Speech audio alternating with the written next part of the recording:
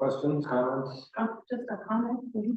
The children's vape, anti-vape campaign, whoever came up with that idea, great job. It was really cute. I appreciated it. That's our prevention staff. Yeah, it was an excellent job. So, guys. So we apologize that there was a countywide internet crash, and so it wasn't just our budget meeting because so many people are trying to listen in. It was countywide, but we're resuming now. The next is on page 260, which is the immunization. And again, you know, like we said before, status quo, the shifting of the FTE is just dependent upon the funding that we're receiving from the state or anticipated to receive from the state. And so unless there's any questions on this one, I don't have anything specific to speak to here either.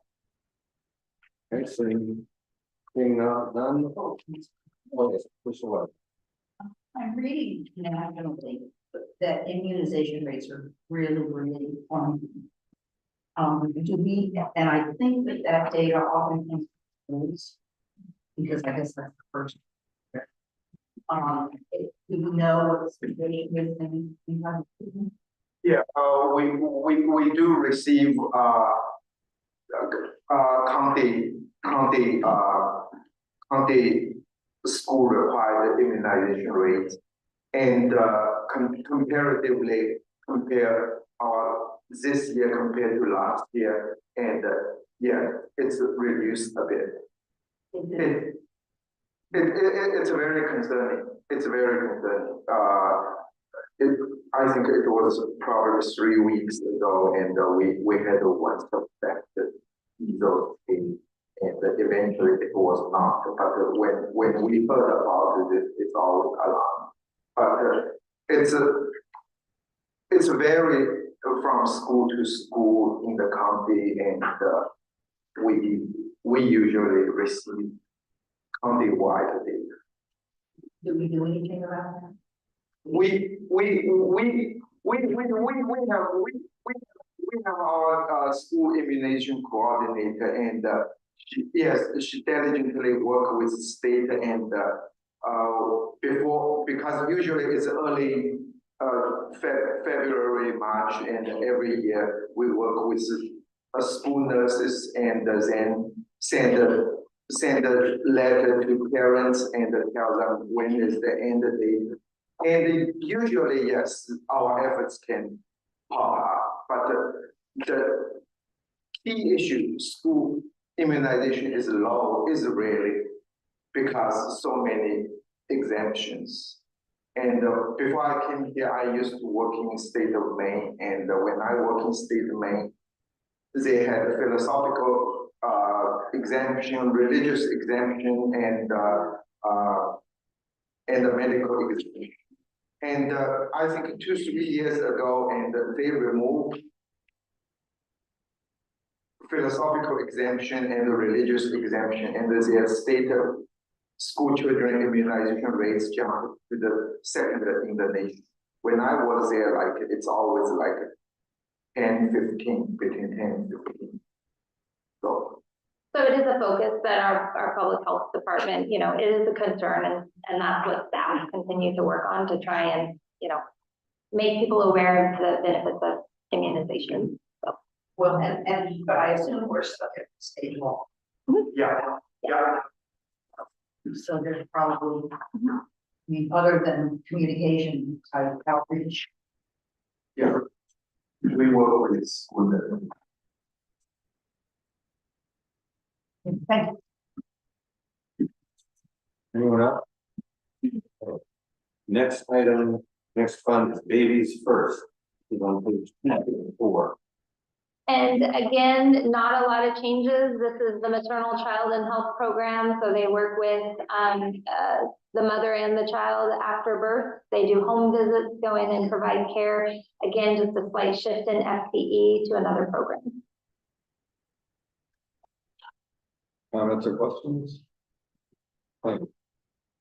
Women, infants, and children is 268.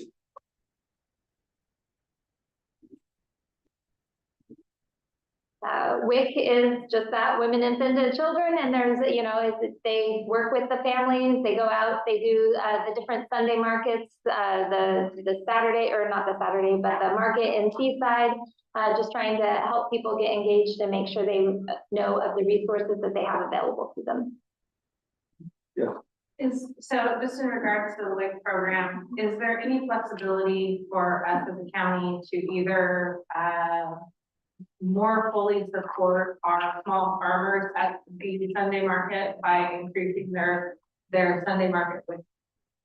I believe that, and Jen Chang and Jill can speak to that, but that's all dependent upon the funding that we receive from the state to be able to. So, you know, program. it's all.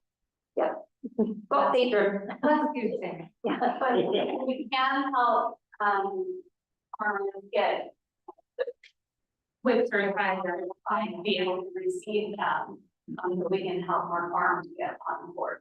We only get them funds that we get. Are you guys able to go, I don't know if it's booth by booth at the Sunday market and to see if you can get them with sponsored or with. We're gonna, I know there's like one of their plans, that they're gonna have that available when they're in the markets.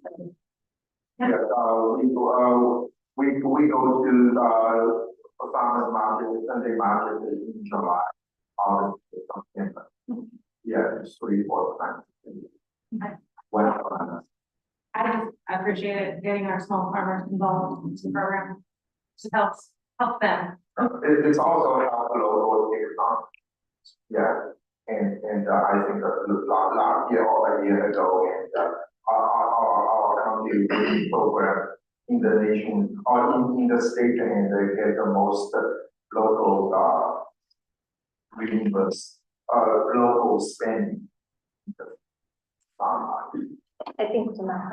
This may be a silly question, but is there any link between the WIC program and the Babies First and the food banks? Oh, Is there any support? Are they connected at all? It's not, and but we work closely together, and because WIC program is a federal program, and it's a highly prescriptive. So every working the program need to get a certificate, and very much, and this family program, instead of WIC program talking about nutrition, and a family healthy program is more help building the bond between parents and the baby, and more focused on their health and the mental health and their development. And the food bank, yes, we work with food bank, and they are our important partner, and we share information together. On a second subject, is with the women, and is there any backpack program for homeless children during the weekends? Do the women and children, is that at all related? yeah, that's through the school and such, and so we do like I believe WIC only goes to a certain age, yeah, and so most of those kids are not yet in the school programs, and so. Thank you. Mr. Webb. Yeah, do you all work with our OSU extension service now that they have a small farm person? Mostly with like a SNAP ed person. Because I think that would be a way to make small farmers, they're pretty comfortable. And making sure that the small farmers have that.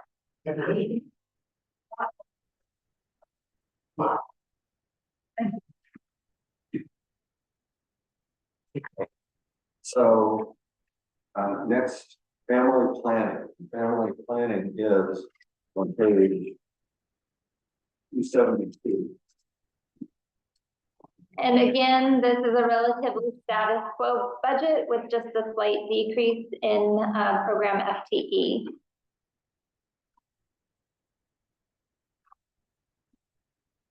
Questions? Comment? Okay.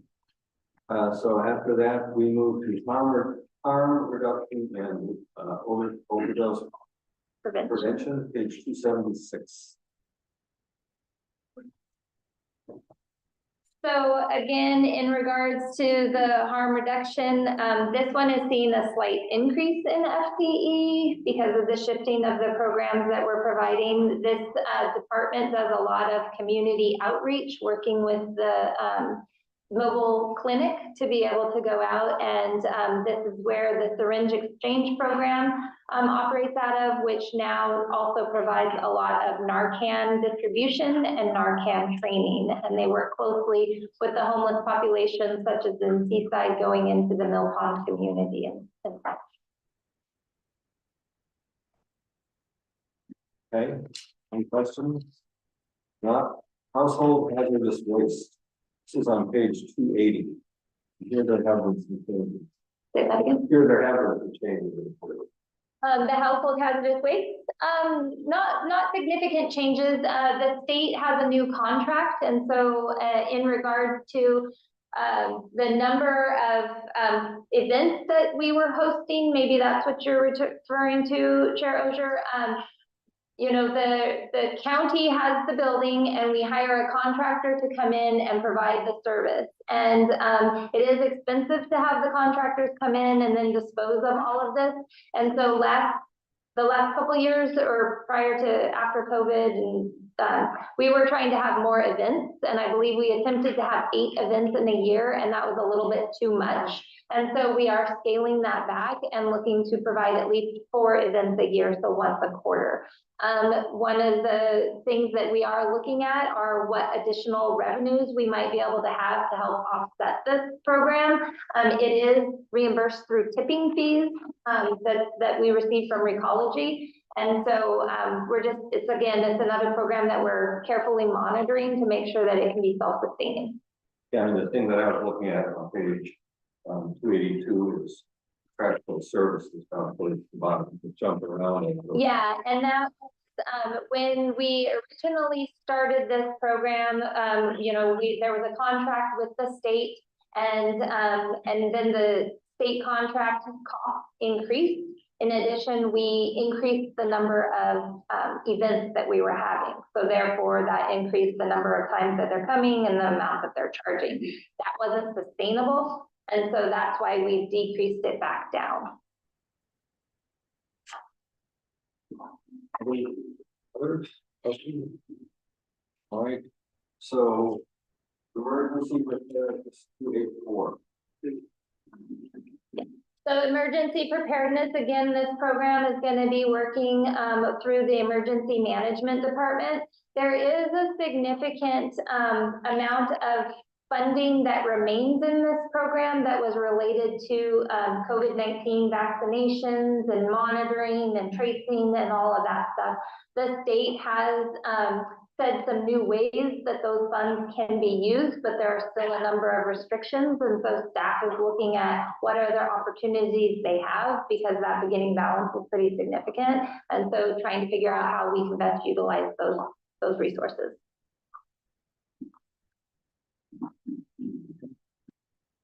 Questions? Mr. Van. Is that a topic that we can push to our audience for the next session? I think it would be nice. Yeah, that's probably a conversation. I don't know in regards to other counties if that's something, if they're in a similar situation. But those are things that we can look at and see what we can do. Be nice to you. Yeah. Right, next, everyone's favorite on-site sewage, page 288. So this is a fee-for-service program, and so it is a self-sustaining program. There is a slight decrease in FTE, and there aren't any major changes to the program, and it's kind of driven by our local septic system. Editorial comments, sir. For those of us living in rural Clatsop County, this is the difference between a habitable community and one that we don't have.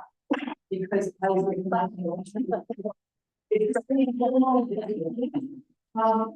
the thing is, we've got in our class of county. Unfortunate circumstances with drug impaired people coming, living in our base and having raw sewage out on the ground.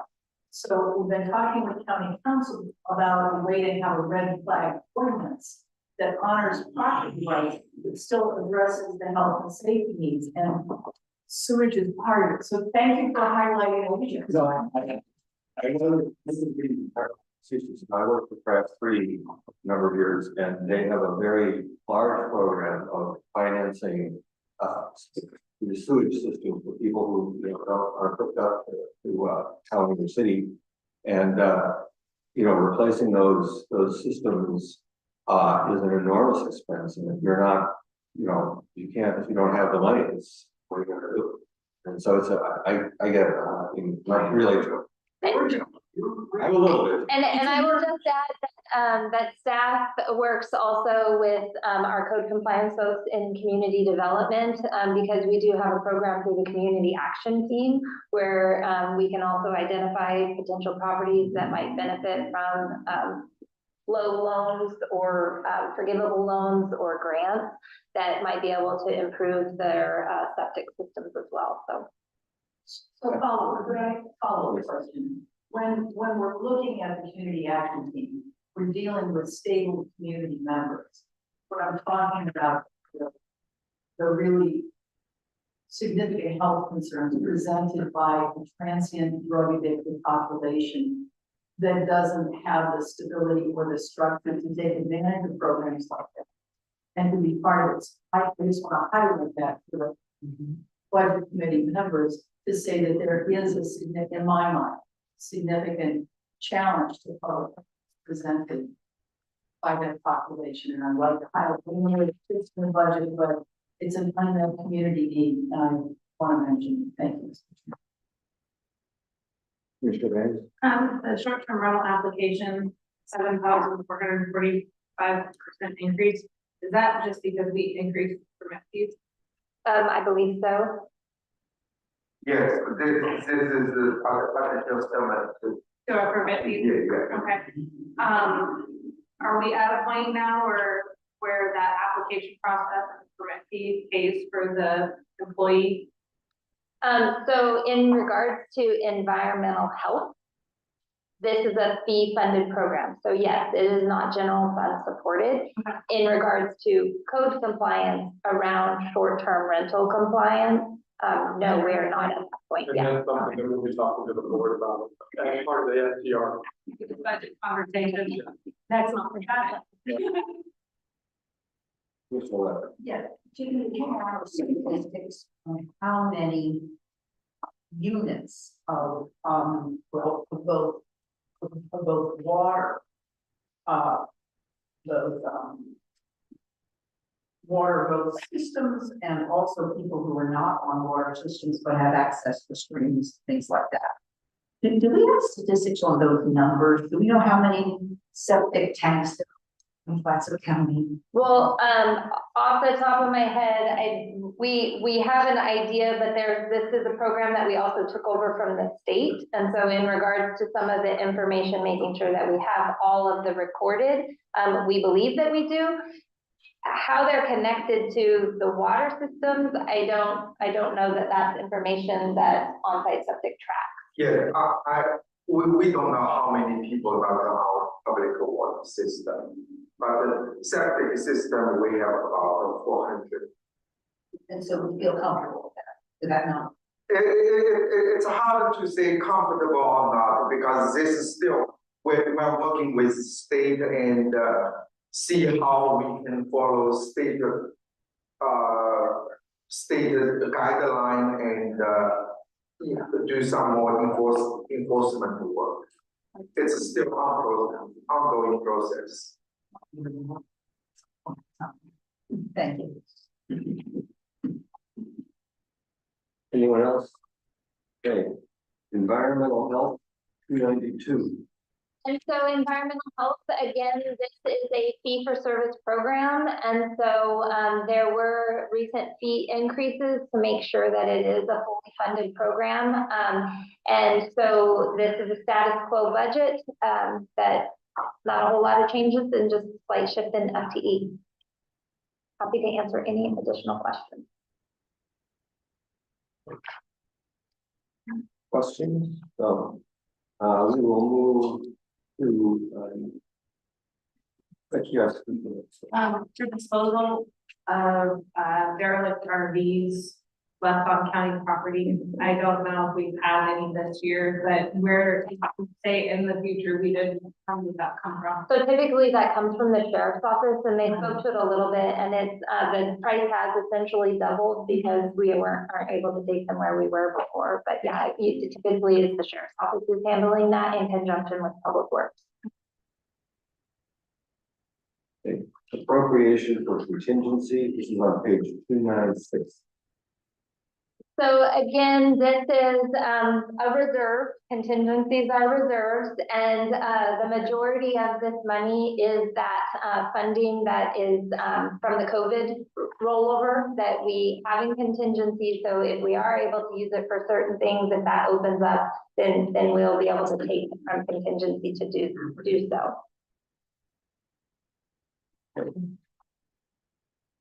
Page 298, mental health. So there is a slight increase of approximately $540,000 in funding. This is all essentially pass-through funding that goes to classic behavioral health care. And again, it goes back to what the state is funding for the different programs that they have. So here you'll see a lot of SE numbers, and these are all called service elements. They do a lot of shifting of what they're calling the funding. And so one year it might be service element 28, and then it gets shifted to service element 30. And so we just try to track as best we can, but they also make those changes mid-year. We do have some staff time that gets charged here because this is a contract that the board often sees a number of budget adjustments specifically for these reasons. In some instances, it might be decreasing funding, and in some instances, it might be increasing. But this is all essentially passed through to classic behavioral health care. And funding here has been considerably greater than it's ever been in the past. And how long it's been funded. Yeah.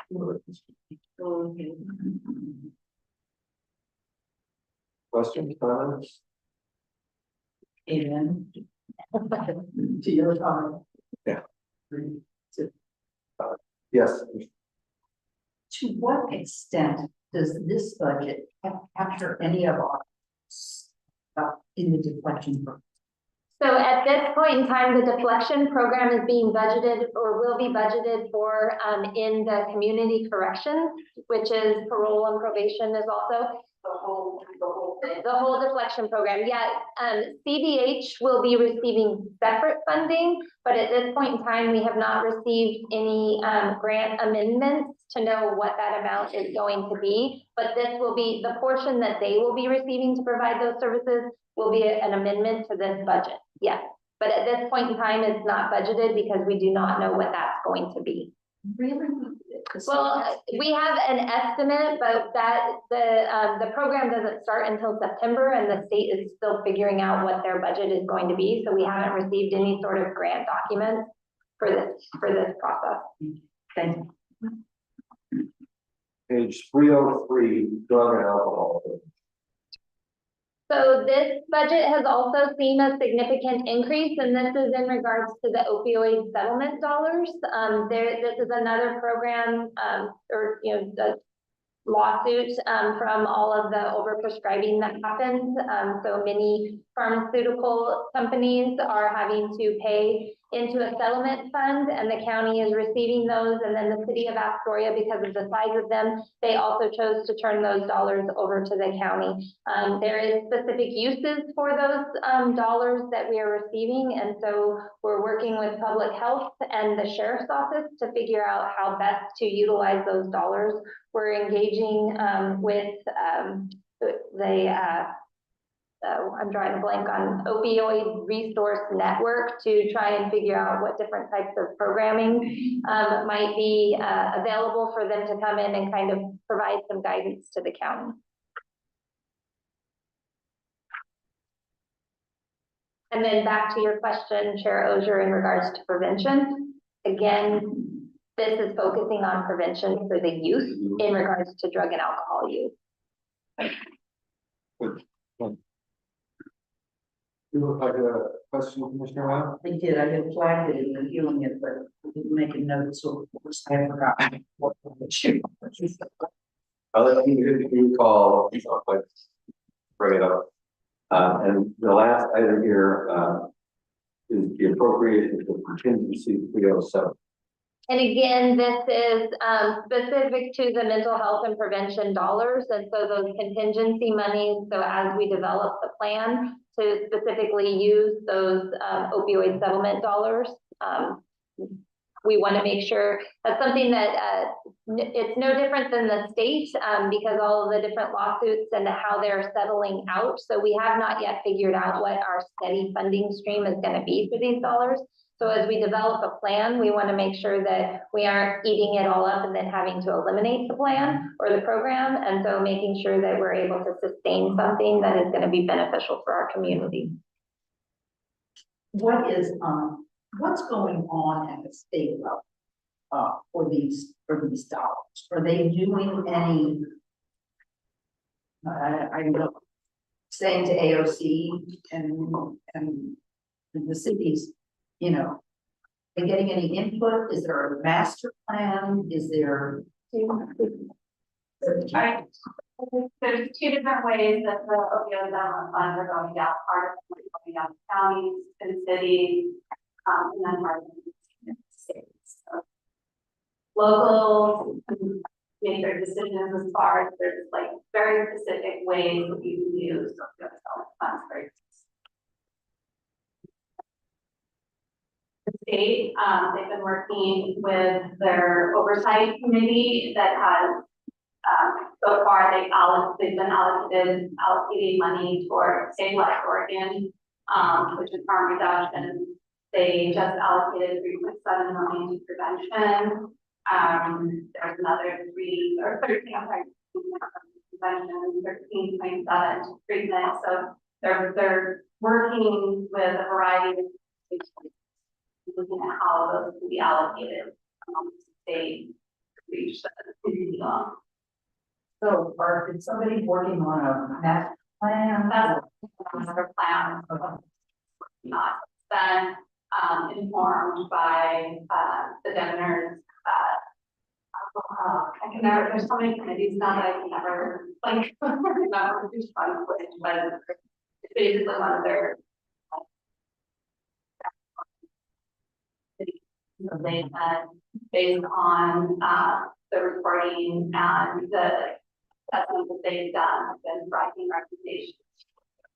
Okay, because I just came from a conference where this full settlement was talked about, and there were several state presentations about how the money was going, and some of them I thought were smarter than others in terms of, because unlike the program that comes down to because of federal legislation, the program is not.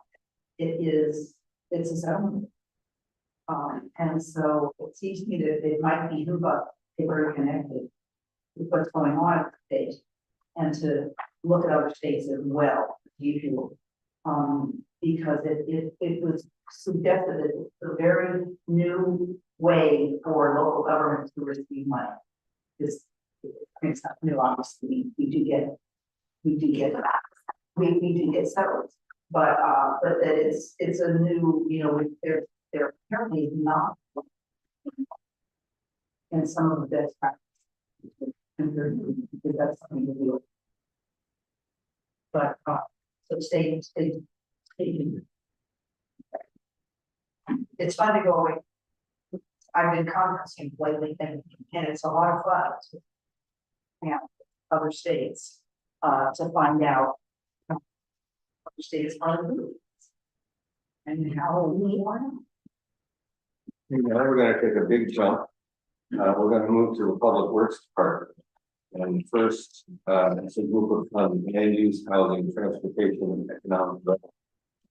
The first one is on page 388 of the surveyor.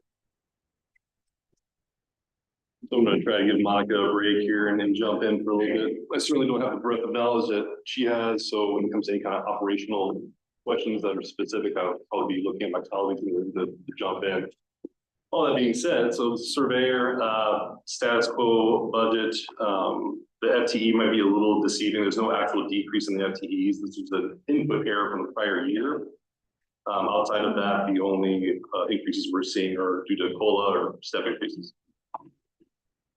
Are there any other questions? Yeah, I was unclear why the surveyor fees is.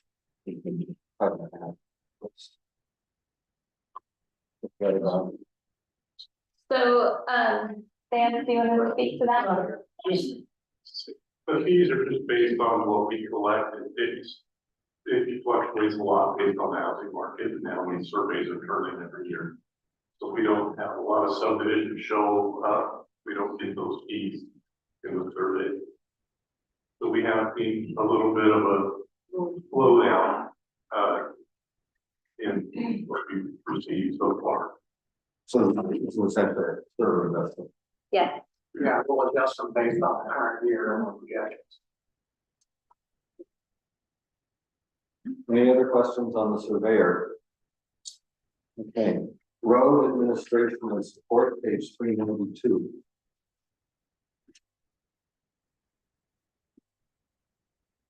There's a slight increase in the FTE. This is due to moving a 0.5 admin assistant FTE from fleet management into road admin. Outside of that, this is a status quo budget. Are there any questions? How is the amount of state funding that we get? How is it determined? Do we consider it adequate or is it? No. Excellent. Yeah. I mean, I spent a lot of my life in committee meetings and that was very common. And when ODOT is applied for the underfunded agency, also in 2017, addressed capital projects, both for the, bright and shiny objects that people wanted to support, people being legislators, operations and maintenance, not so much. So ODOT has this imbalance, and as an agency, it's underfunded. That plays out at the state level, it plays out in how the money is distributed to the cities and the counties in terms of the stability and reliability and the amounts of it, because it's always up for question because the agency is vulnerable. That's why there's going to be a tour of the Joint Transportation Committee of the legislature coming to Tillamook. They're going to be doing a road tour and looking for problem areas. They're going to be looking for community input. It's a whole conversation that's extremely political and extremely contentious. It all revolves around lack of adequate funding from the federal to the state and to the local. Yes. Well, it's very complicated. So we could spend the next 3 hours just talking about this topic, but it's not.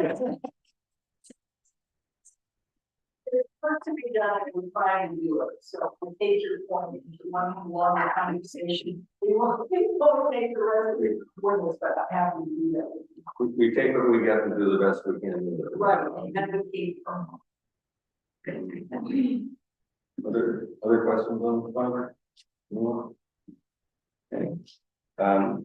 So road maintenance and construction, page 397. So this area is seeing an increase in FTE, but it's not there. These aren't new positions. Due to all the mechanics and the fleet manager, they're being transferred from fleet management into road maintenance department. I believe originally there was some intentions for administrative oversight that was done. So we, the Public Works Department, as you'll all recall, we decided to bring the management of our fleet vehicles in-house. because we were going to different places, whether it be Jiffy Lube or Ford or wherever. And we figured that as far as the maintenance and oversight of our vehicles, we brought it in-house with Public Works. Public Works, as you can tell, is funded specifically by road taxes, whether that's being the road district taxes or the state highway funds. And so how those funds are used is very specific. We thought at the time that it would be easier to manage if we created a separate org unit and called it fleet management. It was something that we tried because we hadn't done it before. After realizing what it meant, it created a lot more administrative work because the majority of the work that's happening on the vehicles is happening in the road department. So it's easier to instead have it all be in roads, not in a separate org unit. And then when we are doing work on all of the other departments, it's easier for the road department to just bill those departments because otherwise they're billing the rest of all the maintenance mechanics and staff time. And it just creates more administrative work. So again, trying to figure out where those efficiencies are. So we're moving it back into the road maintenance and general roads fund. So There's this line item in 401, it's 275,000 classification. yes. So we were just talking about that before you came in, and as you'll see, there's where was it at? So employees, in part of the bargaining contract that they have, if they are working on certain pieces of equipment, they will receive above classification pay. So it's approximately 10% above their regular rate of pay for operating this equipment. It is a combination of their regular wage and then that above classification. And so between 82-1946 and 82-1740, those are their salaries. And what it is that is getting captured in that 82-1946 is a portion of their salary that should be up above. And so it's an accounting thing that obviously it has been tracking that way, and we need to figure out how to separate it out so it's just capturing that 10% portion, not the entire portion of their salary. Does that make sense? I think so. Well, and to Terry's credit, he said, if somebody's going to ask a question, they're going to ask a question about that. Well, Terry, I just want to say thank you for fielding all of the student emails that you got from that school district last year and the amazing work that you guys have been doing in that, the culverts and all of the other improvements. It's been well noticed. And you didn't think talking to high school students. Oh, that was a lot of fun. So, Mr. Jerry, we're trying to figure out how to carry out. Well, you have a conversation about functioning wells, and I could shift the frame of the conversation to be wetlands have to be considered as a part of the infrastructure to deal with wastewater, fresh water, and stormwater as part of maintaining the road system. And I got that from you, so thank you. Your benefits. All right, any other questions? So the next item is, we have to jump to page 406, this is appropriation for contingency. So similar to the other contingency funds, these are really just reserved within road maintenance and any kind of emergencies that may arise. All right.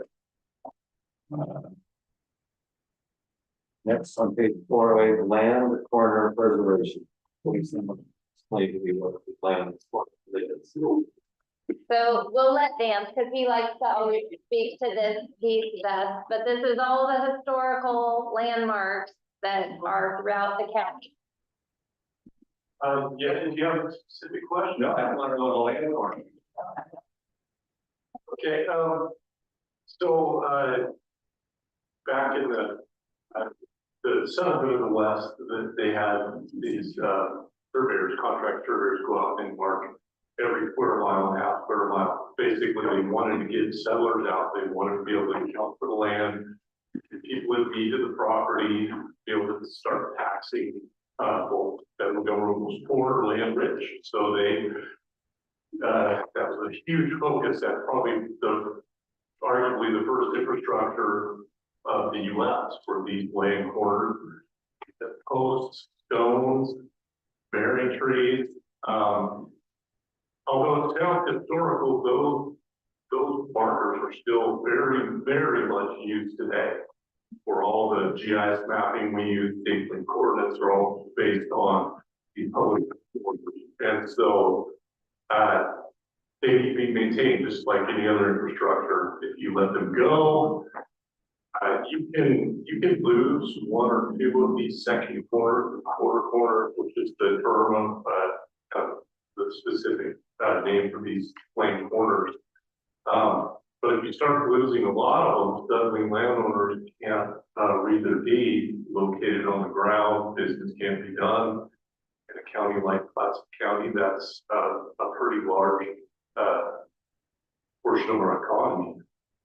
It's kind of the foundation of what we do here. So, does that kind of explain that?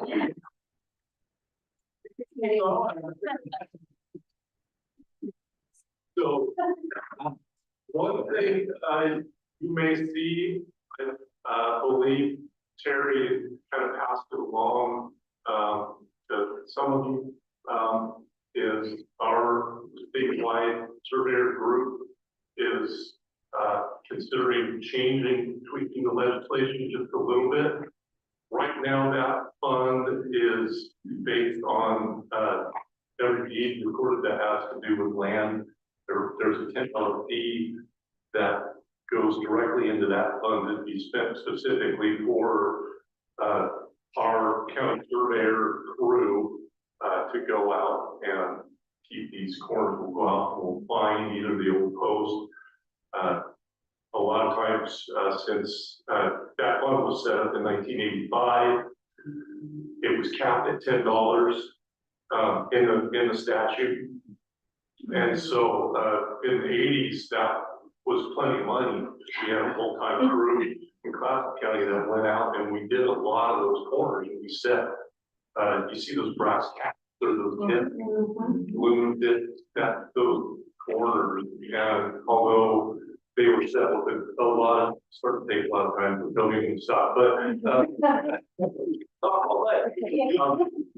so they were substantial, the bearing trees and things start to disappear. So we're at a point where $10 is only worth about a third of that today. So we don't have room right now.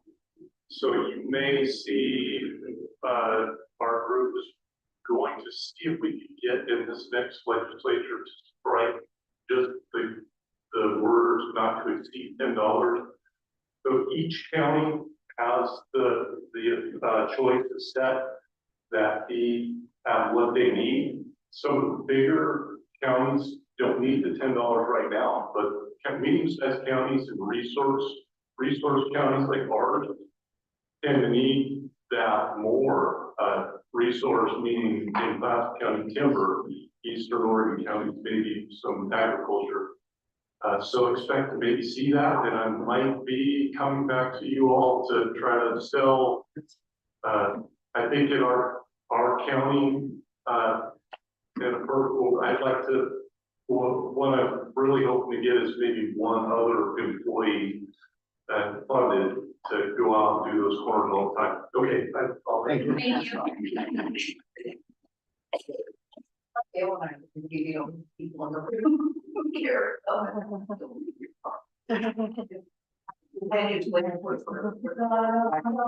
Engineers in front of me. I mean, it's people We get anything close to any other questions or comments on land surveyor and land corners? We are going to go to the bike path, page 412. The bike pass, again, this is a very status quo budget. I think it's probably just worth pointing out that there's $60,000 squared out for the contractual services intended for potential pedestrian projects. Are there any other questions? Question on bike path. And you've resolved some of the issues about the recreational paths. Immunity. Yeah, Yeah, that is more specific to our parks. Recreational immunity is in regards to those parks and trails. These paths that are part of bike paths, this is some of that state funding that we receive. A portion of that has to be set aside. So whenever road work is being done, we have to make sure in certain areas that when constructing a road or redoing a road, that you have bike paths included in that. And so that's what this is specific to. we are going to take a jump to page 430. Talk about Clackamas County fisheries. For fisheries, I guess, a relatively status quo budget. I believe the staff will be requesting a grant in upwards of $100,000 from ODFW to repair and replace net pens at Tongue Point Mertz site. If there's any other questions? I did have a question about the contributions from the fisheries. What this is, why is this about? Are we not providing the value they're looking for, or they just don't pay because they don't have to pay? So a lot of it has to do with a lot of the changes that have happened over the state, through the state. And previously they were contributing significantly more, but then when the gill netters were forced off the main stem into into Young Bay and such, they didn't feel that they were getting what they were paying for. And so essentially those fees those contributions have decreased significantly. And in some instances, they might be setting aside their own reserves to fight other future legislation. So this is essentially a voluntary contribution that is no longer being paid. Yeah. Some still are making, yes, but it has decreased significantly. Too bad. Other questions? So if the program is being funded by the county, the funding is coming from somewhere else, From the state and Bonneville Power Administration through their state program. but we still have ownership of it. Yeah, we run the program. We execute the program using state guidelines and state bond. Anybody else want that?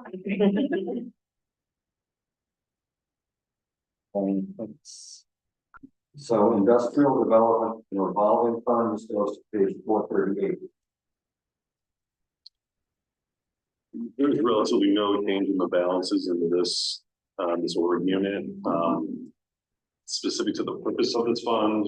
So this is specific for industrial lands in Clackamas County. And so this fund was set up when the county sold property to be developed for for the North Coast Business Park, Costco, Walmart, Home Depot, all of that area. The county still has approximately 130 acres that is currently under contract and trying to get that process completed. And hopefully by October, we will be able to say that it is no longer in our hands. But until then, And the money would go here. the money would go there, yes. And you have a budget. We have not budgeted the final sale of it, no. Right. Yeah. Right. Yeah. Yeah. Thank you. Then If you have questions. we jump now to page 460. General roads, again. So this is somewhat connected to what we spoke of earlier for the road maintenance and construction. We're moving all the fleet management staff back under road maintenance and construction. So you're seeing all those FTEs get transferred over. Outside of that, The expenses remain relatively the same for what we're trying to aim.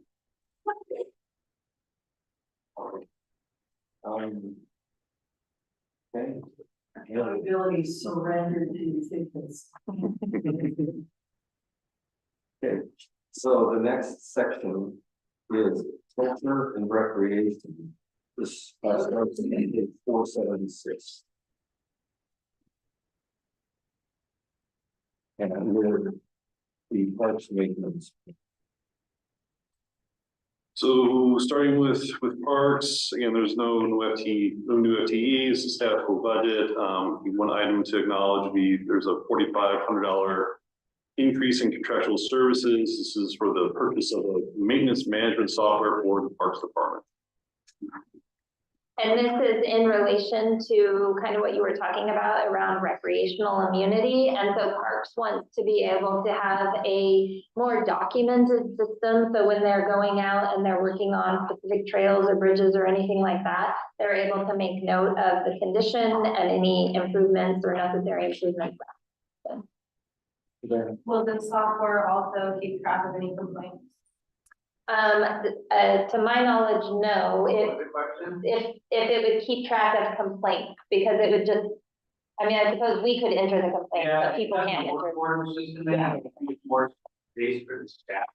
So the staff members that, oh, I found something like our, guys that have on it, so he can send it, and then I would say it's like, oh, okay, so it's not really a public. Is there a public complaint? Public comment. Other than just. There's public comment via email, basically. Okay. Pretty much email and then it's fine. Yeah. Okay. Yeah. Well, that's Yeah. written down.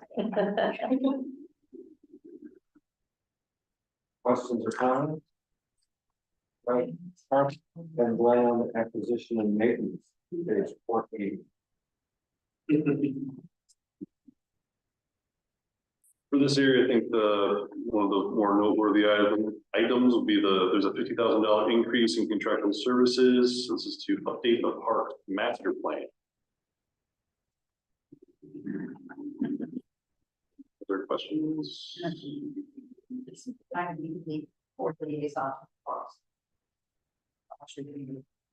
This is something I've been asking for several years. We're at the point that because we have such limited staff that we haven't been able to talk about expansion. And recently, over the past couple of years, or Steve, maybe 3 or 4 years, we've had people come to us and say, well, I've got an idea for a parcel of land that the county owns. And I'd like to put a museum.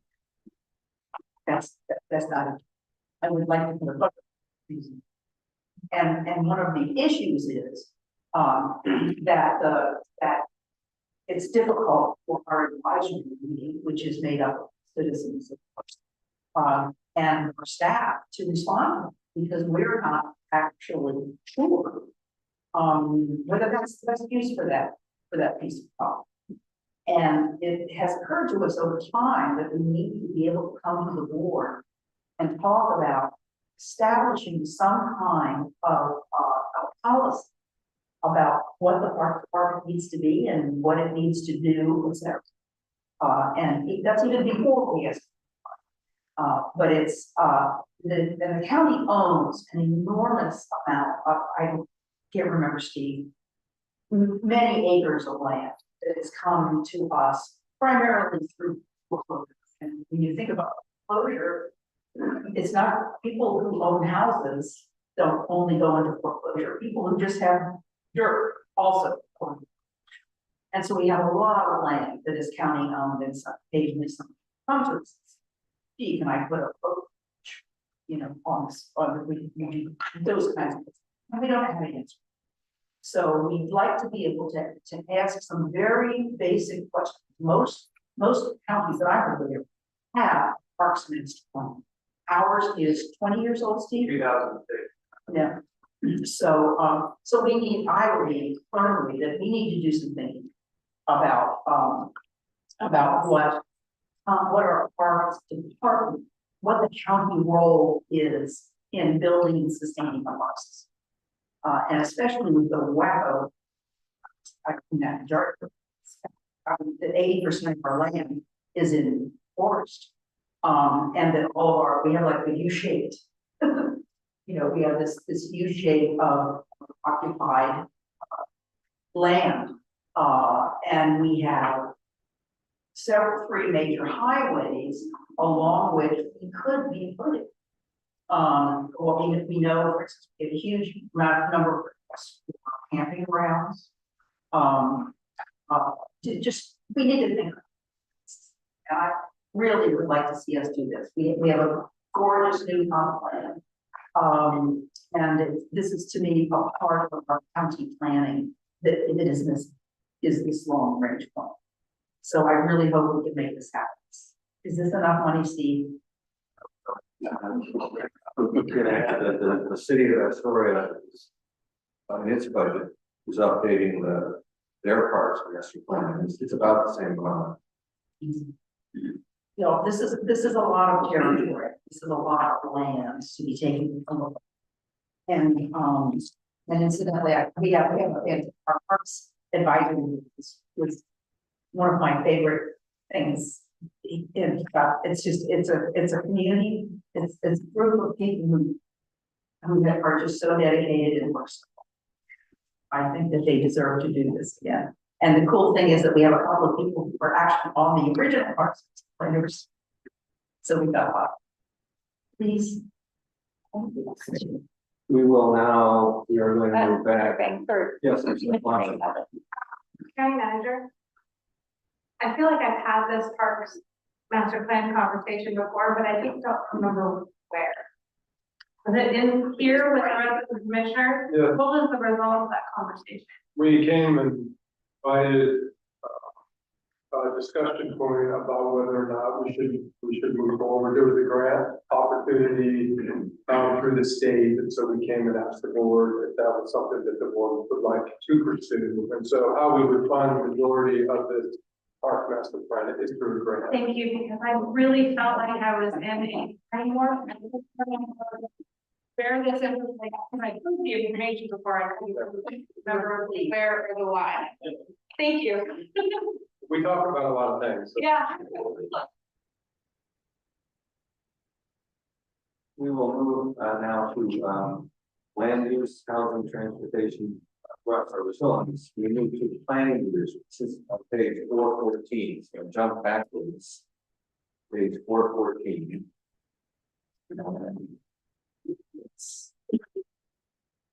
Everybody kind of get the page 414.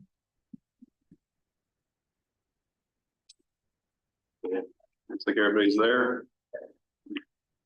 So this is again, this is a relatively static budget. However, we would like to amend this proposed budget with an increase in the transfers from the video lottery revenues by $187,710. The byproduct of that will decrease the amount of general fund support. And this we'll just kind of touch on, and we can talk about it more in the video lottery fund, but Chair Ozier, you had the question about video lottery dollars and why can't we be more precise? The county has absolutely no visibility on video lottery dollars. The state is who collects these monies for the different businesses that have video lottery machines in them, and we have no idea the amount that they collect on an annual basis, and they simply let us know, we estimate that you'll be receiving this amount. And it's not a very good estimate. In fact, when COVID happened, everybody anticipated that our video lottery dollars would see a significant hit because people weren't able to go in there. And that was one of the years that we saw the highest amount of video lottery revenues. So it's not a very reliable amount that we are given when we are trying to do this budget. So when we did, as we mentioned, we start this forecasting process in January. And so when departments are projecting what their budgets might be, they, are going based on the best known information at the time. We have since received additional quarters, and so now we anticipate that that we're going to have a larger amount that will be able to roll over into the the next year. And we want to be able to amend that amount that we originally proposed. Mr. Cox? Well, if you're looking for a windmill to tilt that, the state is requiring by statute to give a certain percentage in video lottery, and they should disregard that, give us whatever we want to. And we tried to go back to the legislature and fix that. It hasn't been possible, but, that further complicates the revenue that we actually. Just to give you something to think about. For us. Thank you. So that change will be in what we approved. Yeah, so that at the very end, before you approve all of this, we will rehash all of the different proposed amendments, because we mentioned some at the last meeting, like in community corrections. So we'll go over all of those, but this is one of those proposed changes that we want to make before you approve them.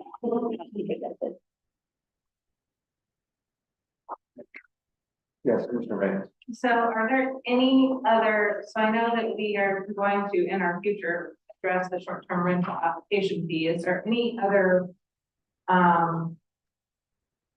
like fines are at 0. I'm just trying to think, is there any other fees? So just in regards to the code enforcement, we do have, this is planning, and a few years ago, we did pull code enforcement out of planning, and so that's a separate budget that we'll go over here shortly as well, so. I just want to try to make our fines and whatnot pay for the employee that has to do the work.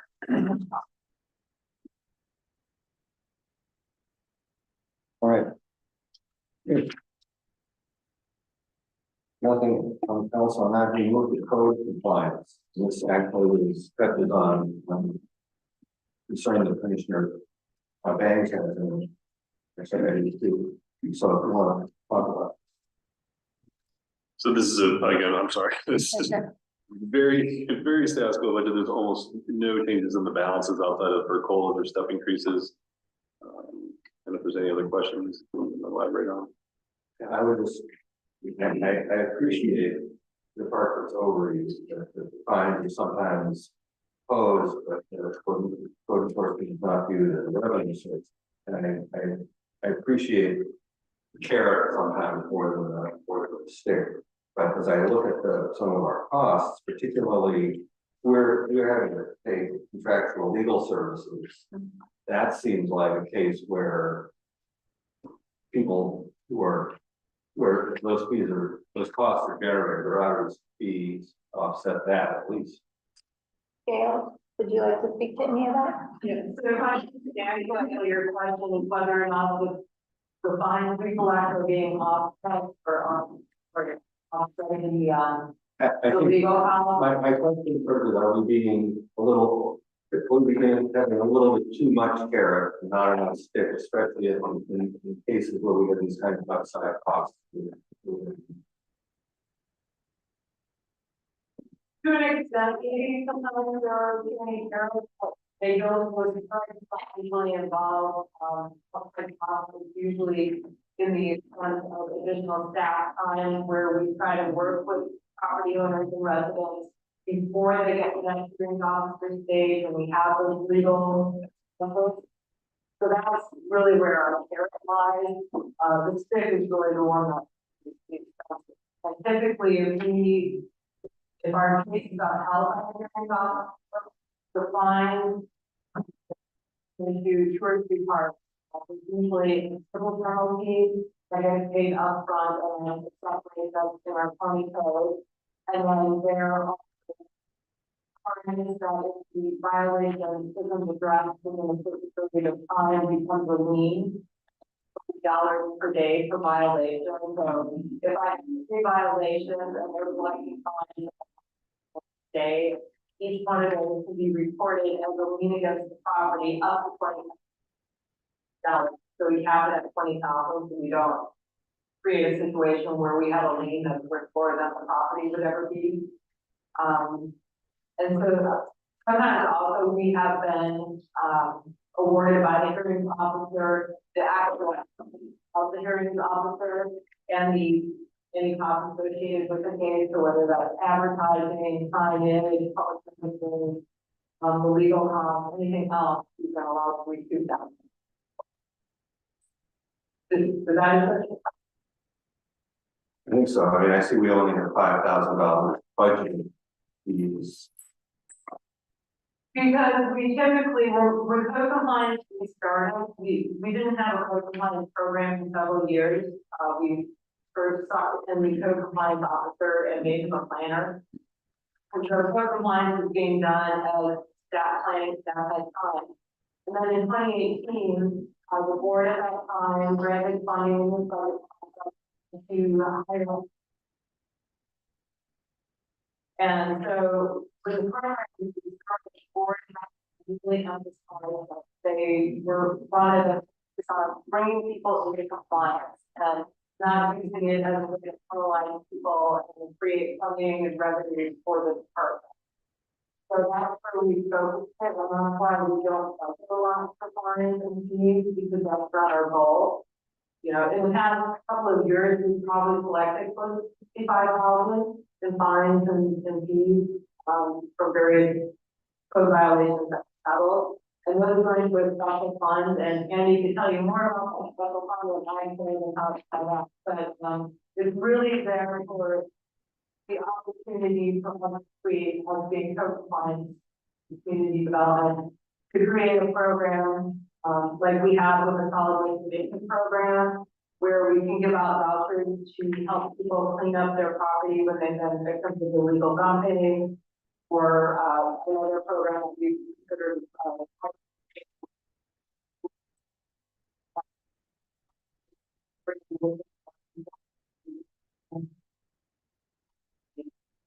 I feel like Dan, because I can talk about it all day. And I will just add kind of what the county manager spoke to in the beginning is this is also where a lot of staff time gets spent on those short-term rentals.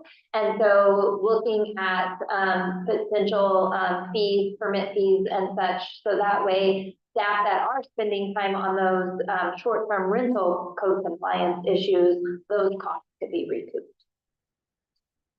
I'd like to opine just for a minute, well, because here's the deal. We talked about perception. And some people have a perception that nobody should be able to have a short-term rental in their neighborhood or by whatever. But if there's a piece of paper on the ground, you're gonna file a complaint and pull the code compliance officer. Someone has a cracker on it, somebody filed a complaint about that.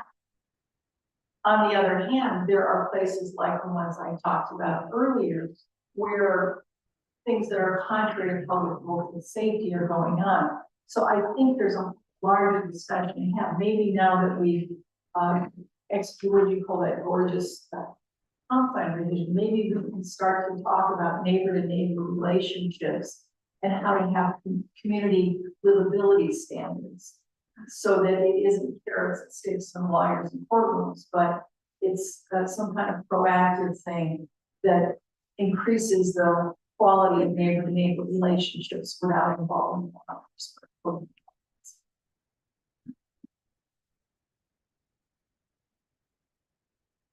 okay, any other comments on the code compliance?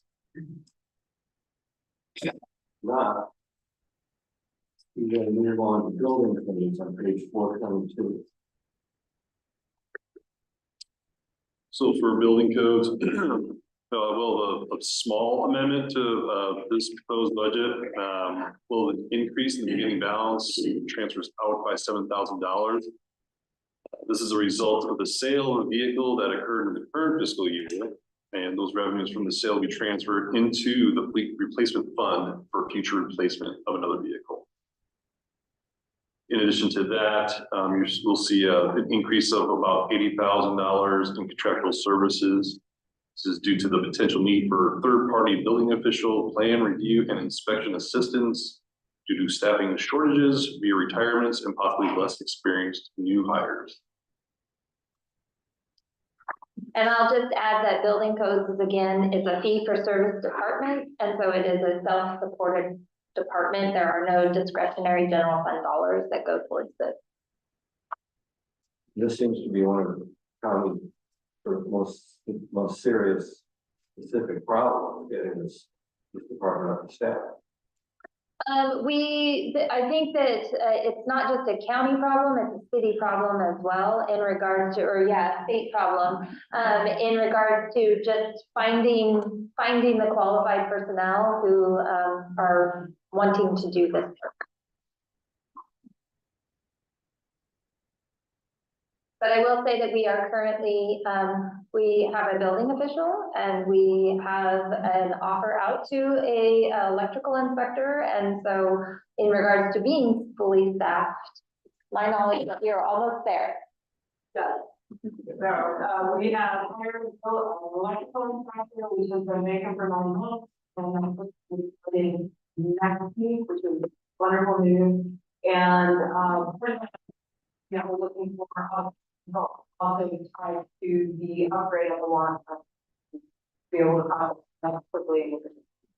It's the increase in license and permits and electrical permits because of the projected increases from the lawn bill, or is that increase in natural permits? No, it's not the law. Friend of Matt, or you, we're gonna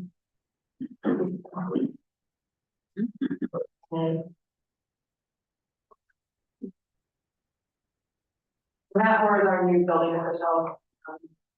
We'll be able to give you a bit more, Thursday, and then 19% increase. And then I couldn't hear what any of the questioning was. I was curious why there is a 10% increase on licenses and permits and a 19% increase on electrical permits. To be honest, I couldn't answer that. I started this job about a month ago. The budget was prepared by the prior building official. Thank you. I guess this is a position where I would like to lay lots of carrots down versus sticks. And so I don't want to see our licensing and permit costs like our fees increase, because that prevents people from coming in and actually getting a permit. We're not proposing. Yeah. No, we're not, and the countywide fee schedule will be coming before you all at the end of, or towards, in the month of June. And we're not proposing significant increases in these fees. We need like carrot cake. Carrot cake, guys. And I think this is more activity driven. Yeah. Okay, that's good. Good to hear. Yeah.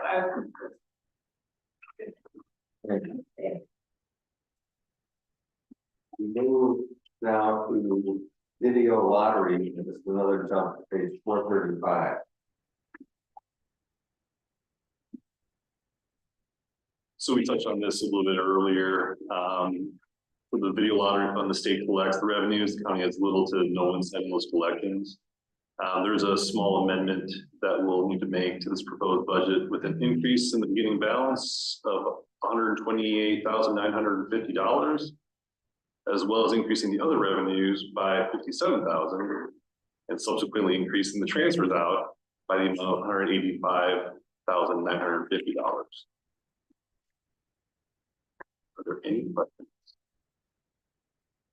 Can you talk a little bit about on page 437, the special payment for economic development and economic activity? Oh, is that the 70,000? Yeah, so we contribute 70,000 to Cedar for the work that they do in regards to economic development in the county. And then in the current fiscal year, we contracted with a consultant to do the economic opportunities analysis that is currently underway. And so that work will be completing. At the time, when we were developing the budget, we anticipated that we would still have a remaining portion that we would have to pay for in 24-25.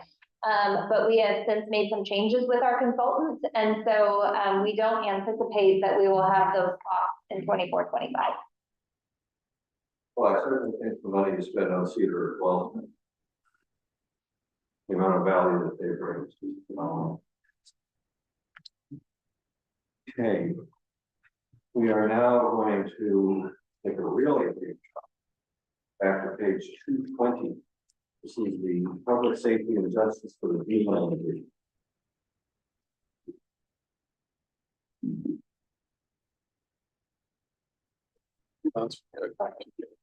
So this might be a 2-for-1 special here.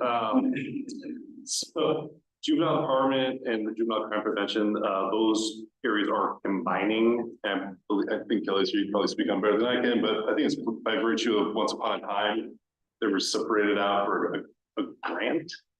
Yeah, there was some, total grant management through in the juvenile crime prevention fund.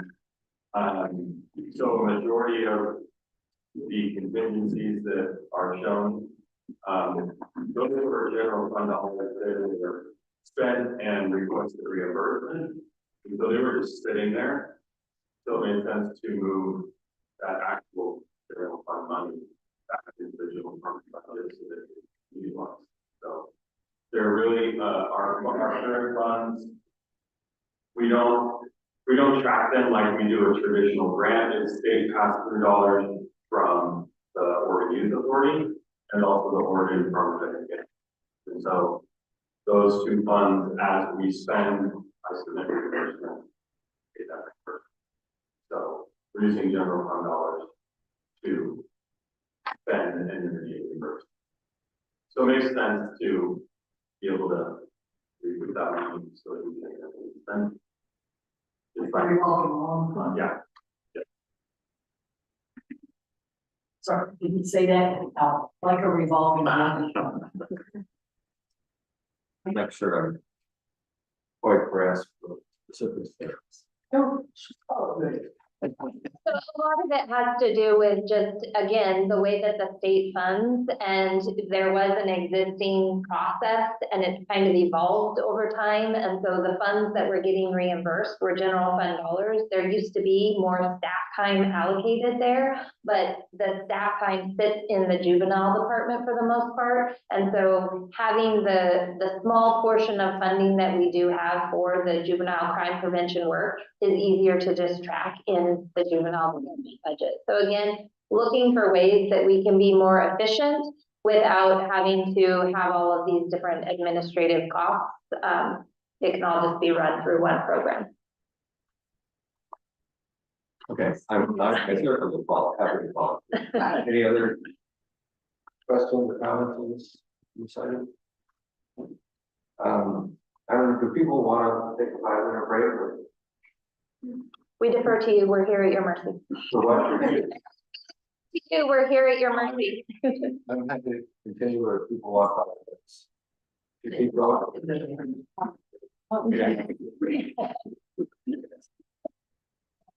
After this. Yeah. All right. That's powerful. We now move to the clerk and elections department. The first item there is the vodka. I'm sorry? Yeah, it's page 316. And vodka, which I've had the pleasure of serving on several years, is really, I think, should be in the acronym Hall of Fame, but it's going away. It's going to be called PVAB. Vodka is really our motto is vodka. But anyway, the assessor does a great job. It's my opinion. But anyway, page 360. So as a group, clerk and elections, they're all those areas are really status quo. And I'm sure I'm not doing a whole lot of justice here for Tracy to speak on her operation. So she's more than happy to do that if you'd like. But again, as far as the numbers are concerned, the bounces are little to no movement. There's no new FTEs or anything of that nature. Yeah, I really want to give a shout out. This, we said about the hearing, we see a handful, 2 or 3 a year, because the assessor, Chris and Suzanne do such a fabulous job of reaching out to people, working with them, helping to understand the incredibly bizarre system of real estate taxation that exists in the state of Oregon.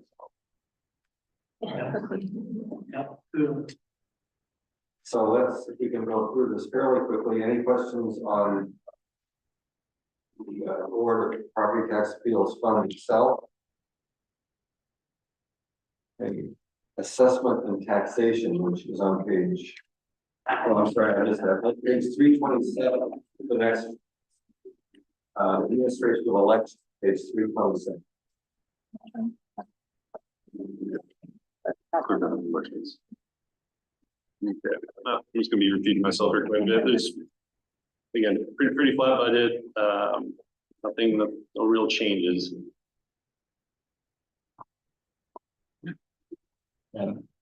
Mr. Bain, you were satisfied with the one?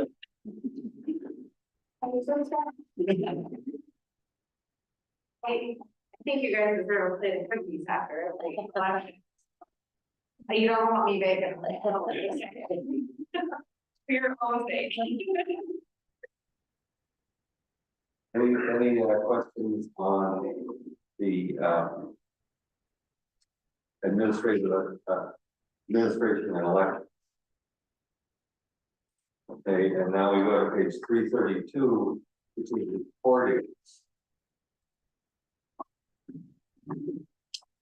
Status quo budget, there's a small savings in materials and services. That's really about it. Just to add that the funding sources have decreased in this. It still supports itself. But this is based on property sales and transactions, and so recording fees are down, and so therefore revenues are down. But it still supports itself. If you'll notice, the general fund support line item is in the negative, and that's because we do not provide it general fund support. It actually provides the general fund additional revenues. So when you say the decrease in fees has to do with rising interest rates, because there are fewer home sales, because of mortgages, and that's why there are fewer recordings. Well, I didn't say why. I'm not. I simply said it's reduced and it is economy driven. Yes.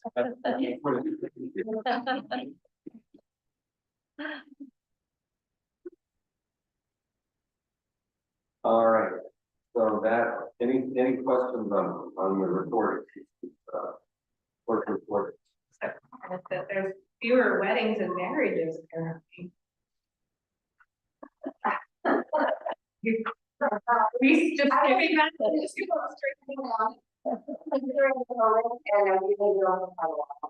During election period, we don't do them as well, so we haven't been able to just last month. But we're still doing lots of them. Oh, okay. I was just gonna question where we were at. Mike? We have the general election coming up, and there won't be any marriages during that. None for you. You must wait till December. I in this group on page 335, the archive records. So noteworthy item there would be the $40,000 in the transfers in. You know, this is from the ARPA funds to be used for microfilming and record preservation. Are we still microfilming? Yes, we have to per state statute. There are certain things that have to be microfilmed, so. Yes. All right. So you have the right permit under copy. And we fail. All the recordings. And really the kind of we're going to be taking, we're actually going to be using them to preserve original ebooks. They are in very poor condition. And I felt it was time to start really getting them in the right order. Doesn't microfiche deteriorate? You have to talk to the legislatures about changing statutes. You'd think we would be in the digital age.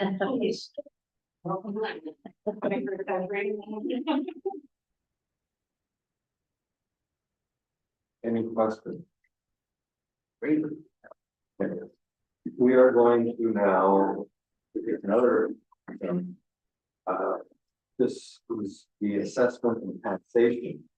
This is on page 319. So this is another status quo budget. There are no new FTEs, there's little to no change in the materials and services. They just continue to do a great job. Thank you.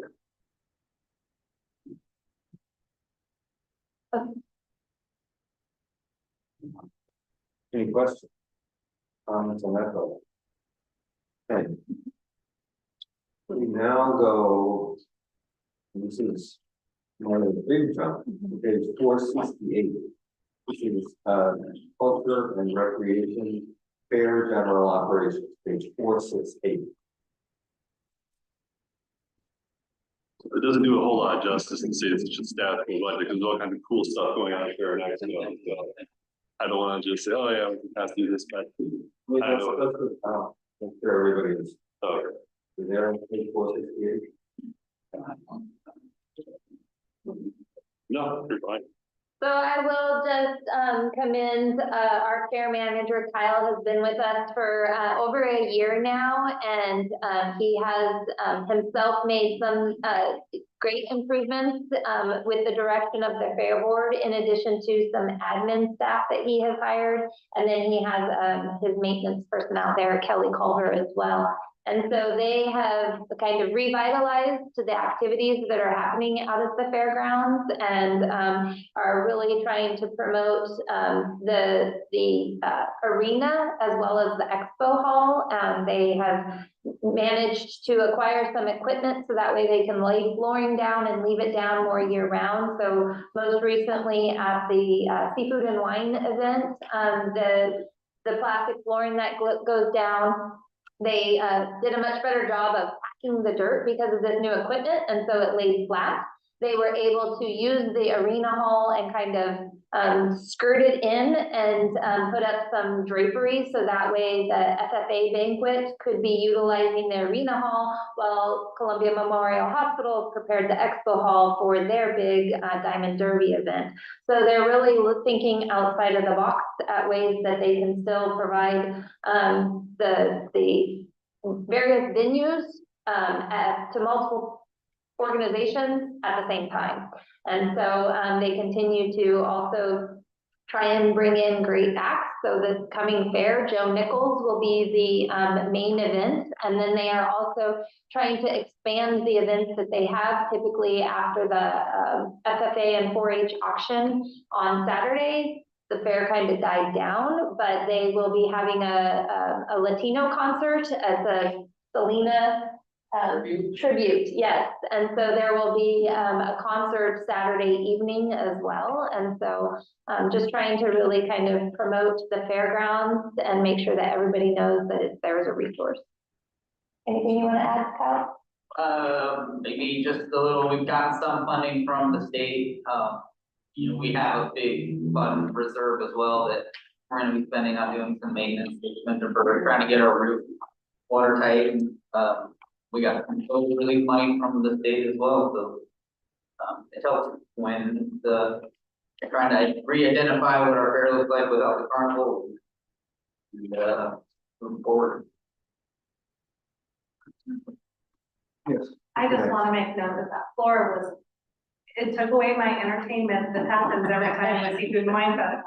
You know, the speed bumps were always exciting. Now there's no speed bumps. And then you guys did an amazing job for the FFA thing. Instead, we were looking at it like concrete finishers instead of just. It looked really good. Like, it was impressive, and granted, it took away all the speed bumps, which were always a good entertainment, but. Next year, we'll put a couple of strategic. Strategic speed bumps. Any other questions on fair and expo? All right.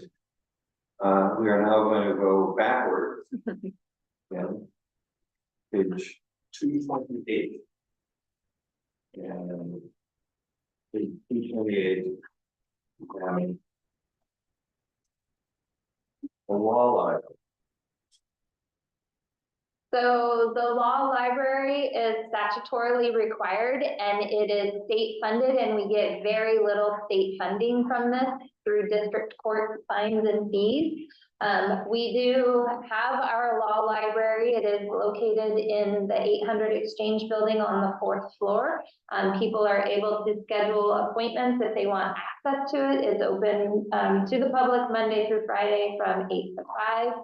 It does see very little use, but it is available for anybody who needs to utilize it. And then we also have some hard books, actual books, because the majority of the law library is accessible online through the county office. And then we also have actual books that if somebody wants to look things up that way as well. Okay. All right. Any no comments or questions? Next item is child custody mediation. This is on page 255.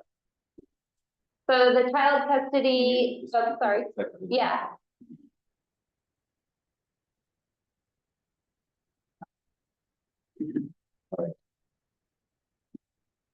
So this is another fund that's statutorily required that receives very little funding. Our trial court administrator is working with the state on ways to try and increase the funding. So this is for those family members who have child custody cases. We provide mediation services for them. In the past, we've been able to provide a little bit more in regards to supervision and parent education, but because of the funding costs, we had to scale back and just provide strictly what's statutorily required in regards to mediation. So the state courts have mediators who they contract with, and that runs through the county, and we pay on their behalf. Do you work with CASA at all? The courts do all of this. The courts just tell us who the mediator is that we need to be paying. And so the court is the one who's responsible for coordinating all of the different family members and all of that. I do believe that they work with CASA, but we're strictly doing the administrative processing of this. Any questions on that? Okay. We move to the general government now. Discretionary revenue. This is on page 310. Yes.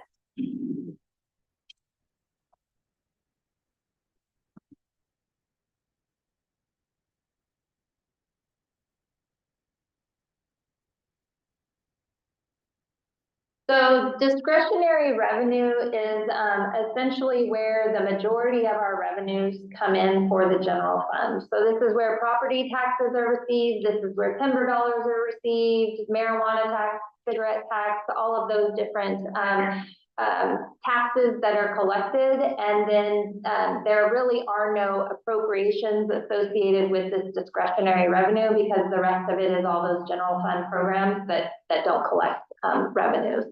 So one of the things that you will notice is around the timber sales. In the past, the way that we budgeted timber was a 15-year low, and that's what that timber sales was. Just asked me if I wanted to join as a panelist. Sorry. Okay.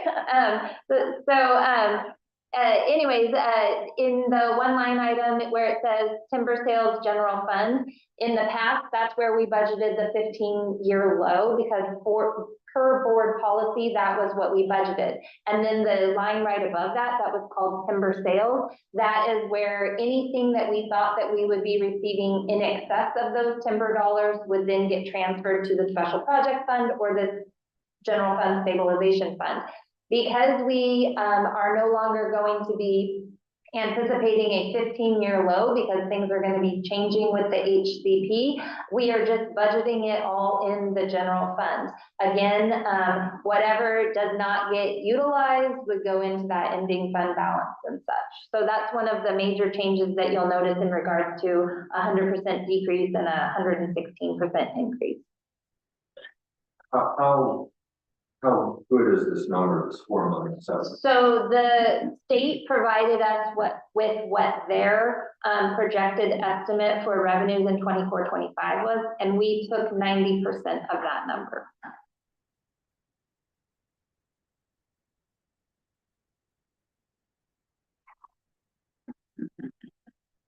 Commissioner Banks. Yes. I'm sorry. And just for context, we won't see the drop off until the 2025-2026 fees reach maturity, and so they'll reach maturity around 2026. So the actual impact will occur in the 2027.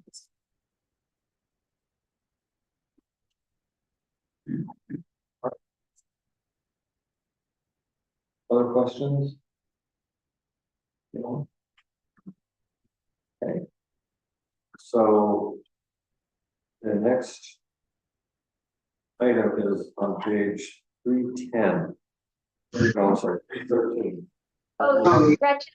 Oh, Hand up, sorry, let me. So, you hear me? Yes, we can. Okay, so here is where we see the general fund stabilization fund coming in and balancing the budget. The problem I have with this is we haven't even seen the effects yet. We're already dipping into these funds. And I'm not sure if this is the appropriate time to talk about that or when we're in the general fund stabilization. But the effects through the whole budget of making these transfers, and I know you've said before that it doesn't actually, you don't intend to actually utilize that. I gotta take another piece out. That utilization isn't expected. However, approving this budget with that in there means you can use it if you need to. What's going to happen later for sustainability of this budget in the future and not having to pull it back more? My concern here is that utilizing this already when we haven't seen actual decreases yet, I'm concerned about. And so again, as we've talked about, you know, the general fund stabilization, you are correct. We do anticipate transferring some because we have to balance the budget from new revenues versus expenses. And so we still have a balanced budget because we are using those reserves. The deficit that we are expecting is approximately 1.5 million, and we will still end the fiscal year with approximately 37% ending fund balance, if not greater. We did talk about it. I know you were traveling, so you weren't able to join, but we did talk about a number of steps that we will be continuing to take we've already started during this current year, as well as moving into the 24-25 fiscal year, so that way we can reduce what those impacts will be. It is our intention to end 24-25 with at least above a 30% ending fund balance, and then going into 25-26, we would reduce or completely eliminate that deficit spending. So we will still have those reserves above the board policy of 20 to 30%. Okay, so if I heard you right, you intend to stop deficit spending in the next budget cycle?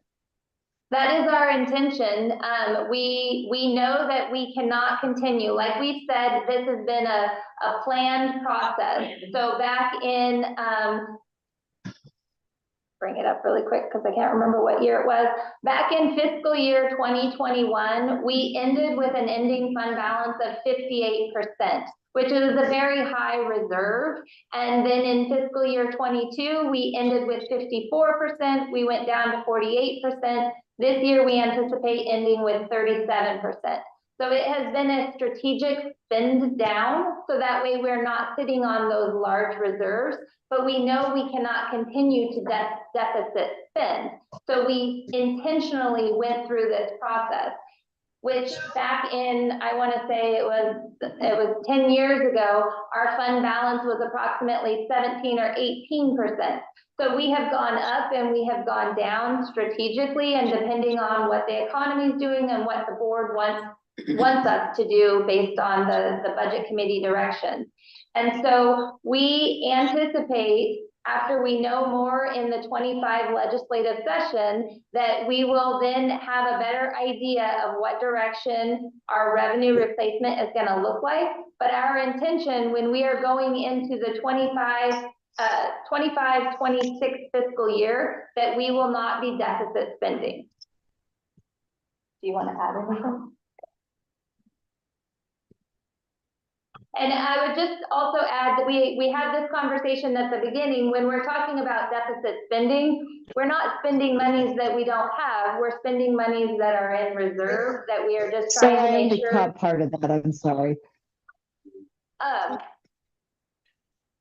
Only, I don't know which part you caught.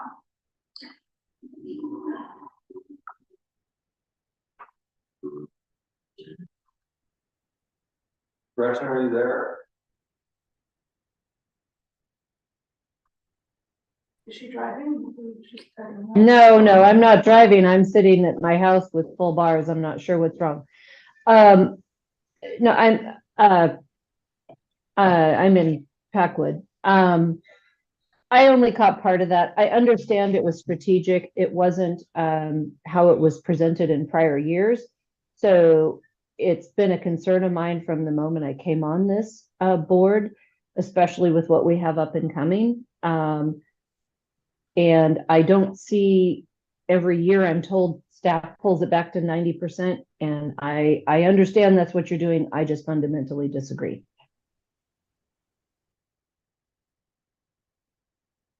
I would like to verbalize that, I would like us as a board to consider moving forward that in the 26, 27, 27, 28 fiscal years, that we consider making sure that this stabilization fund is at 30% or a little bit higher, and that we don't dip below until we actually see the full results of the habitat conservation plan on our budgets. That's just because I don't want us to come to 2027, be in a position where we don't have $4 million and be dropping. So that's just my. Well, what I would say, Commissioner, and budget committee, is that, staff will certainly work with the board on kind of calibrating what that reserve level should be as we get through the 2025 session and beyond, looking at 2026, 27, 2027, and 28 years, and the impacts of the ACP, because, we may want to reserve more. And, our goal right now is to be above the 30%. So the 30% for us right now is kind of a minimum, and we're going to land this above that. Everything we are doing now is going to optimize the fund balance at the end of 24-25, which optimizes the beginning fund balance, the ending fund balance 24-25, and the beginning fund balance in 25-26. So we're going to be, looking at optimizing that fund balance above 30. We'll have conversations with your board between now and then about where the comfort level is as we learn more about what the state may or may not do in terms of revenue replacement. Yeah, because I'm at where my position is we don't know what the state will or will not do, and I don't want to depend on grand result conversations. And yeah. And I know this is consistent with the board's direction, is that we will make whatever adjustments we need to make to meet those reserve goals. And for us, that's 30% minimally right now. And I do know you're pulling up another like and other revenue streams, which is excellent. It's just, that those two budget cycles are going to be very telling for our future.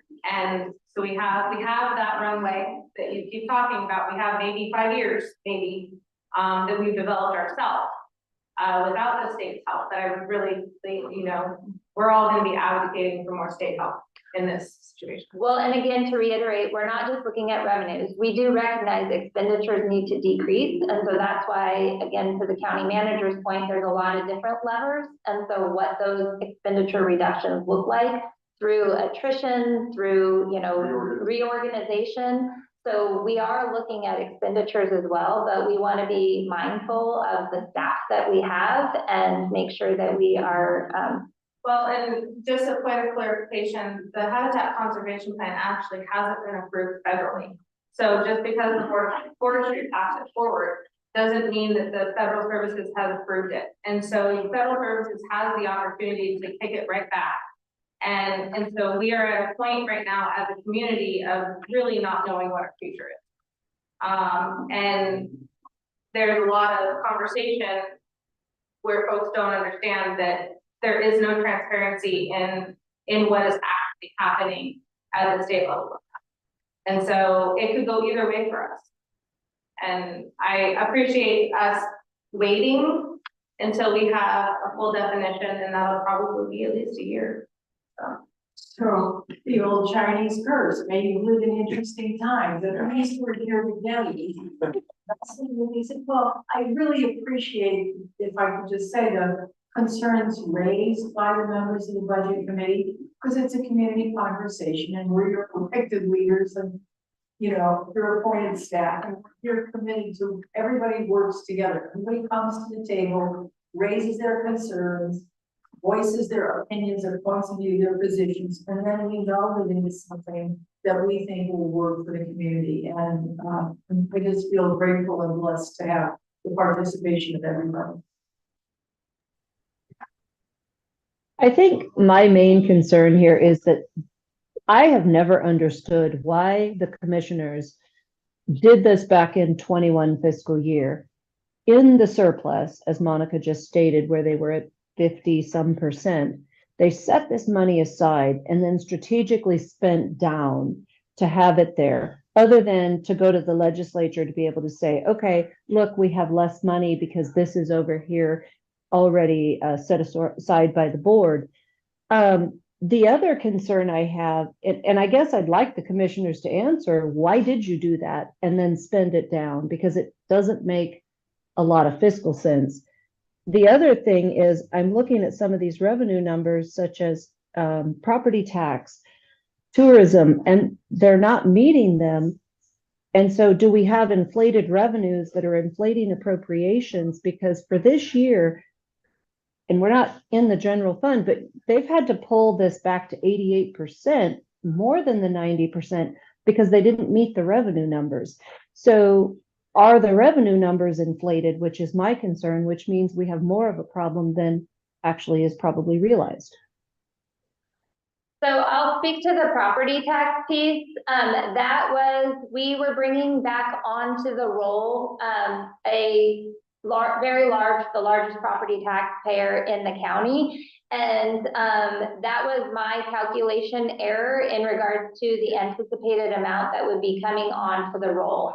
And so that 381,000 is because the amount that GP WANA, when their SIP expired, that came back on, was inaccurately reflected. So that is something that in forecasting that I did wrong. In regards to the room taxes, that number is based on the economy. And when we're building the budget, this is just a plan. It's not an exact document. And so we don't know what is going to be impacting individuals' decisions to travel to our county. And so we were seeing increases, and then we started seeing decreases. And so we are anticipating decreases again, just based on the information that we've been getting from various organizations and what they're seeing throughout their businesses.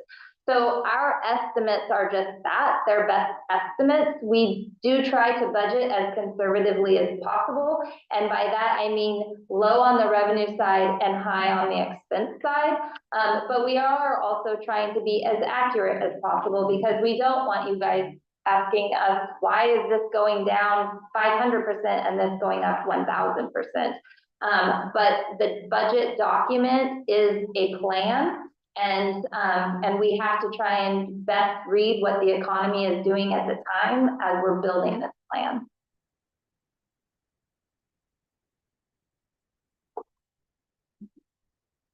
Anyone else have a comment on this matter? Okay, so we will move forward to the Board of Commissioners. This is on page 313 from this. And we will have a vote afterwards just of the citizen members of the Budget Committee on the stipend. So do you have any comments on the? So this is a relatively status quo budget. It does show that it's decreasing the commissioner's stipends, but that is an inaccurate number. So in the fiscal year of 21-20, or I'm sorry, in adopting the 22-23 budget, the amount didn't get decreased from what was approved. So at the time, the Citizen Budget Committee members, we had presented an amount that was an increase, but the Budget Committee members decided to hold the commissioner stipend status quo. That did not get updated, and so what was adopted was a higher amount. But what was actually paid was the amount that was adopted by, or was approved by the Budget Committee.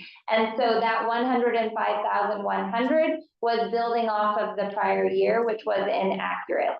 So the $104,830 is the correct amount if you are to give the commissioners a 5% increase over their current year's stipend. And their current year's stipend is $99,841. So I'm sorry, my recollection, kind of the minutes is that. So in 23-24, the current year, you did give the board a 5% increase. Right.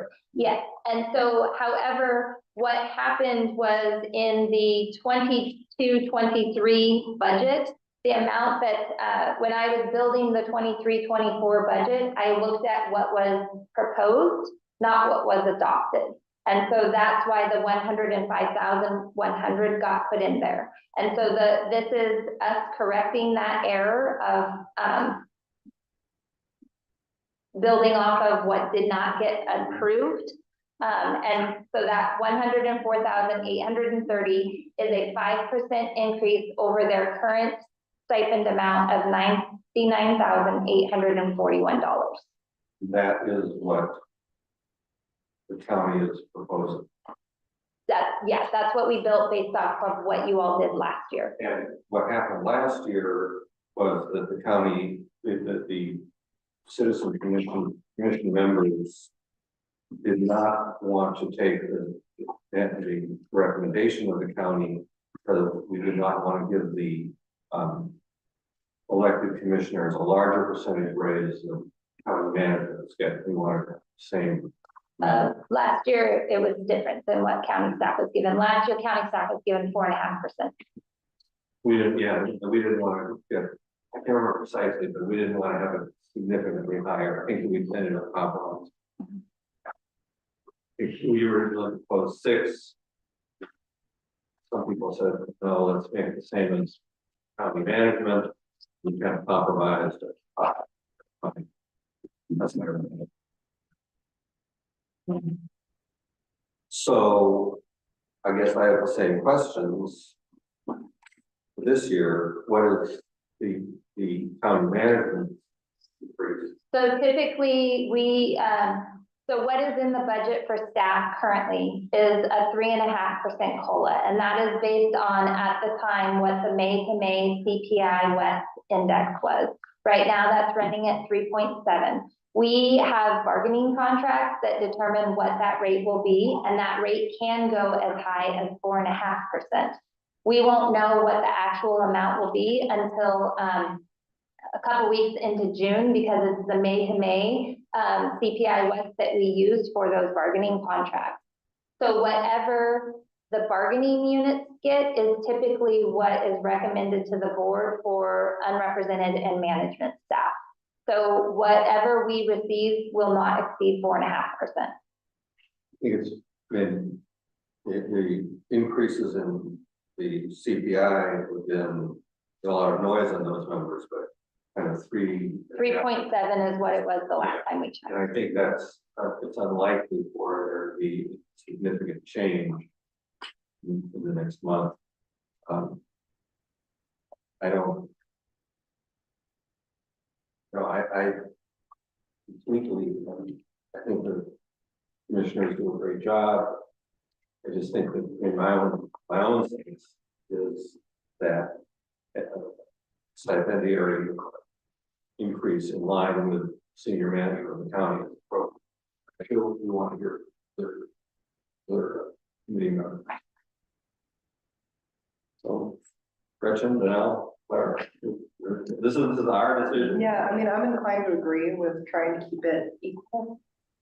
But, you know, I do also want to hear from other people as well. I know there's only 4 of us. I know we're kind of on a. So if I may, Please. okay, so if I remember right, last year, the reason we held it is because this is a stipend. It's not considered pay. So to tie it to the pay was kind of counter to what it represents. It represents kind of a reimbursement of the expenses and the expenditures, because if I'm not mistaken, Clatsop County did not intend to pay their commissioners. Am I correct on that, Monica? Do you, is there?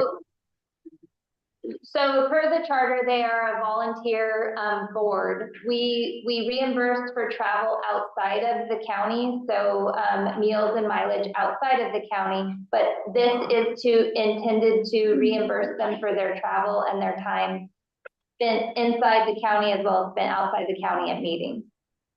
I didn't think it was for their time. I thought that it was only for their actual cost per se, not necessarily time. Am I incorrect on that? The county manager is going to speak to something. Chair, if you don't mind, I'm just going to read from what the charter says, so it might not be helpful. Under section 7, under compensation and commission expenses, it says county commissioners shall serve without salary. As recognition for the service rendered by the county commissioners, each shall serve with a stipend to be set by the lay members of the budget committee. The county shall reimburse board members for all actual and necessary expenses incurred on county business while outside the county. But that's the box that the charter provides. So. Okay, so it is representing time. I think that was unclear last year. Thank you. Monica, did you say that this budget is a 5% increase? That's what's proposed in the budget, is a 5% increase over the 23-24. I think it should be 5%. You know, I don't think there's too much of a difference between the 4.5 and 5, so if we're on agreement, I'm okay with 5%. Gretchen, you're. Yeah, I'm in agreement with 5%. Then I think we need to have a motion. So I will make a motion that the stipend for the county commissioner be increased in the current for the coming fiscal year by 5%. I'll second. Okay, in favor? Aye. Opposed? Motion passes.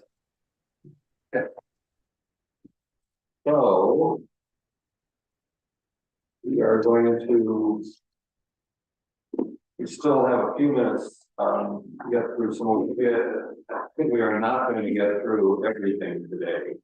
But we sorry. But We're close. yeah, whatever. I would think there's going to be not a lot of controversy in most of the items we have in front of us, and the Zoom session tomorrow should be relatively brief. Mercifully brief.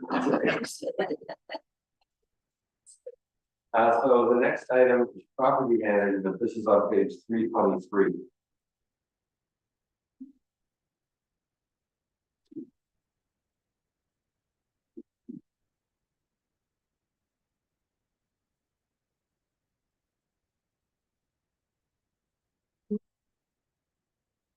if you all have made it there, I will say this is a status quo budget.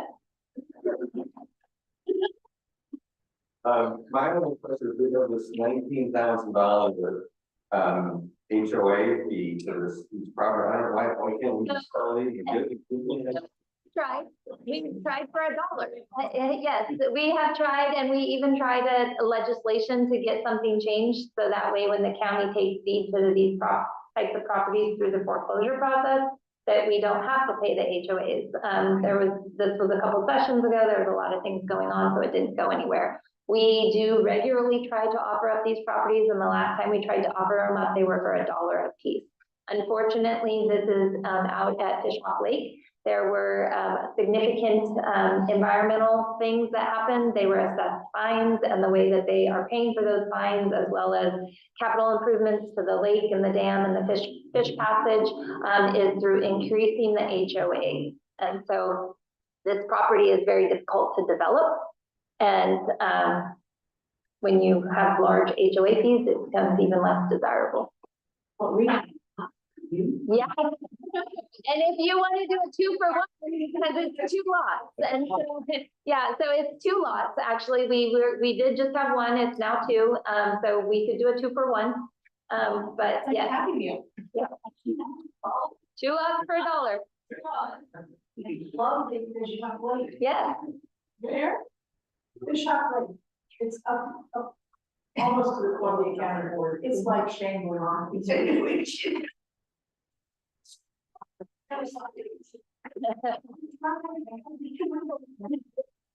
No.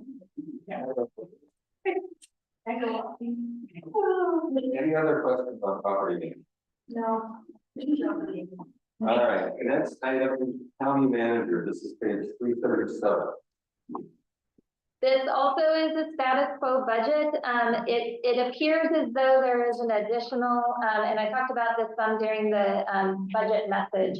So we previously had requested that a position, a property/contract manager position be filled. We've been holding that position vacant.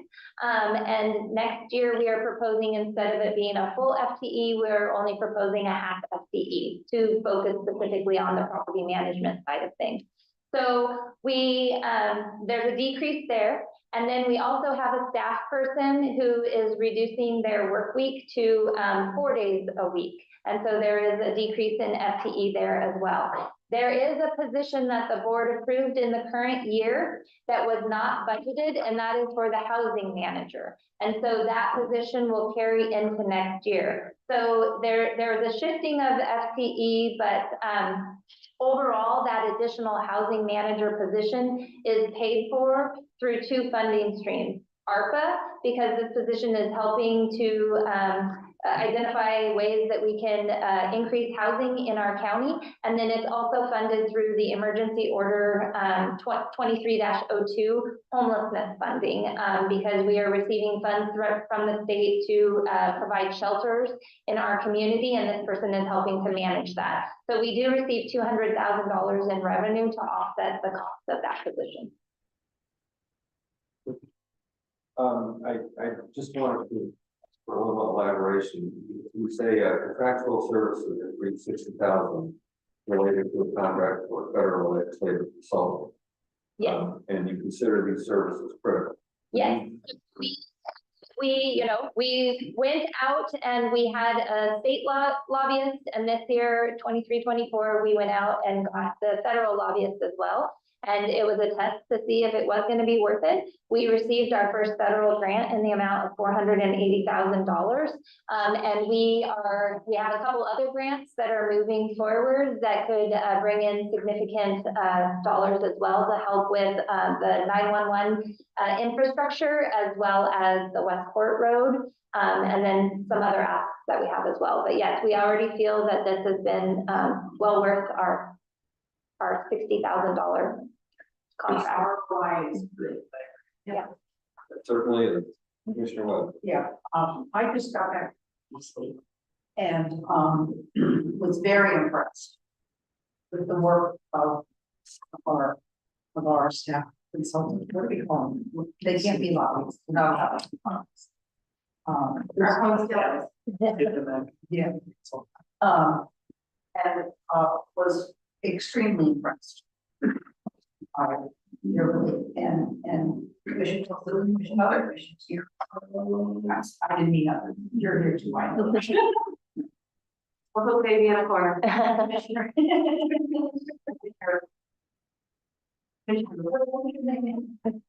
What's his name? What's his name? Okay, it's been there as well, and we really have gotten, I think, a lot of response. It turns out, having spent a lot of my life in DC, I can tell you that it's very rare to have lobbyists who are from the places they're representing, and every one of our paid lobbyists is there. And it's pretty wonderful to be able to sit down with your representative from DC and have them know everything that you know. I mean, they've all spent more time in Oregon than I have. And so it's very satisfying. They're extraordinarily knowledgeable. And the fact that they know us so well, I think they're worth every penny that we pay them. They know us, but that's the other thing I was, that they, I mean, it was Don and Monica as far as they were concerned. And their advice has been, I would just so very wonderful. And it's pretty exciting to be in Washington, DC, 3,000 miles from home, and have people who are also from Oregon representing. And they were just incredible in our visits. They set up meetings for us with all kinds of great people. And they were just terrific, and yet they're very aware of where home is. And so I think this is one of the best things we've done since I've been here. Because they were really amazing. Their insights for us are amazing. I mean, to me, they say things to us that often staffs of our representatives don't tell us. And they're just incredibly insightful. I mean, I'm an OEC myself, so, you know, and I just think that they're worth every penny that we pay them, because they know us so well. And they communicate with us, right? Well, I think this is a real high note, and one that's a good high note for today's session off. I know that commissioners need some time to refresh their brains before they actually commission meeting. 15 and 20 minutes. So if I may just remind everybody that tomorrow is virtual only. It'll start at 4 p.m. We will make sure that we send out the link in the morning just to make sure that you all have it easily accessible in your inbox. And we will be picking up in general government and human resources. Yeah. And I got it. Yeah, we will get it done. Good job, Karen. Thank you.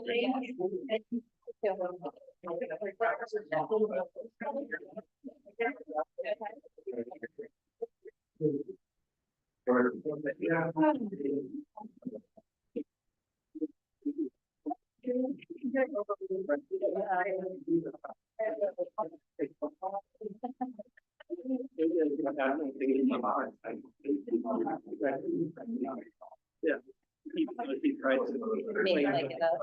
Yeah, I would recommend an amazing. There you go. You have already, You didn't get that. You didn't share this. Next week, I don't know.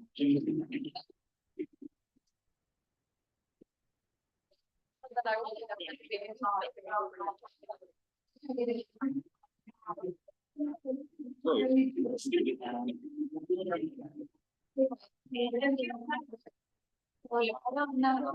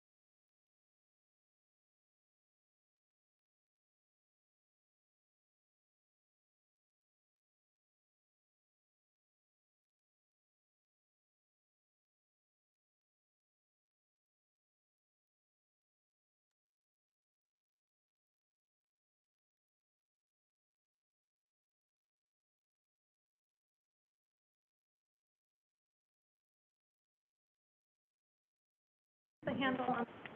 There. I can't read. Okay. Lift up. Oh. Okay. And we're good. Okay, we all set to go? And stand up. Stand up. This is hers. I can't do two things. And then stand up.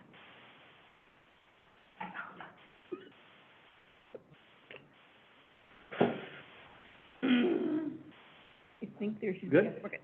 The Board of Commissioners as the governing body of Clatsop County, all county service districts for which this body so acts, and as the Clatsop County Local Contract Review Board is now meeting in regular session. All rise for the Pledge of Allegiance.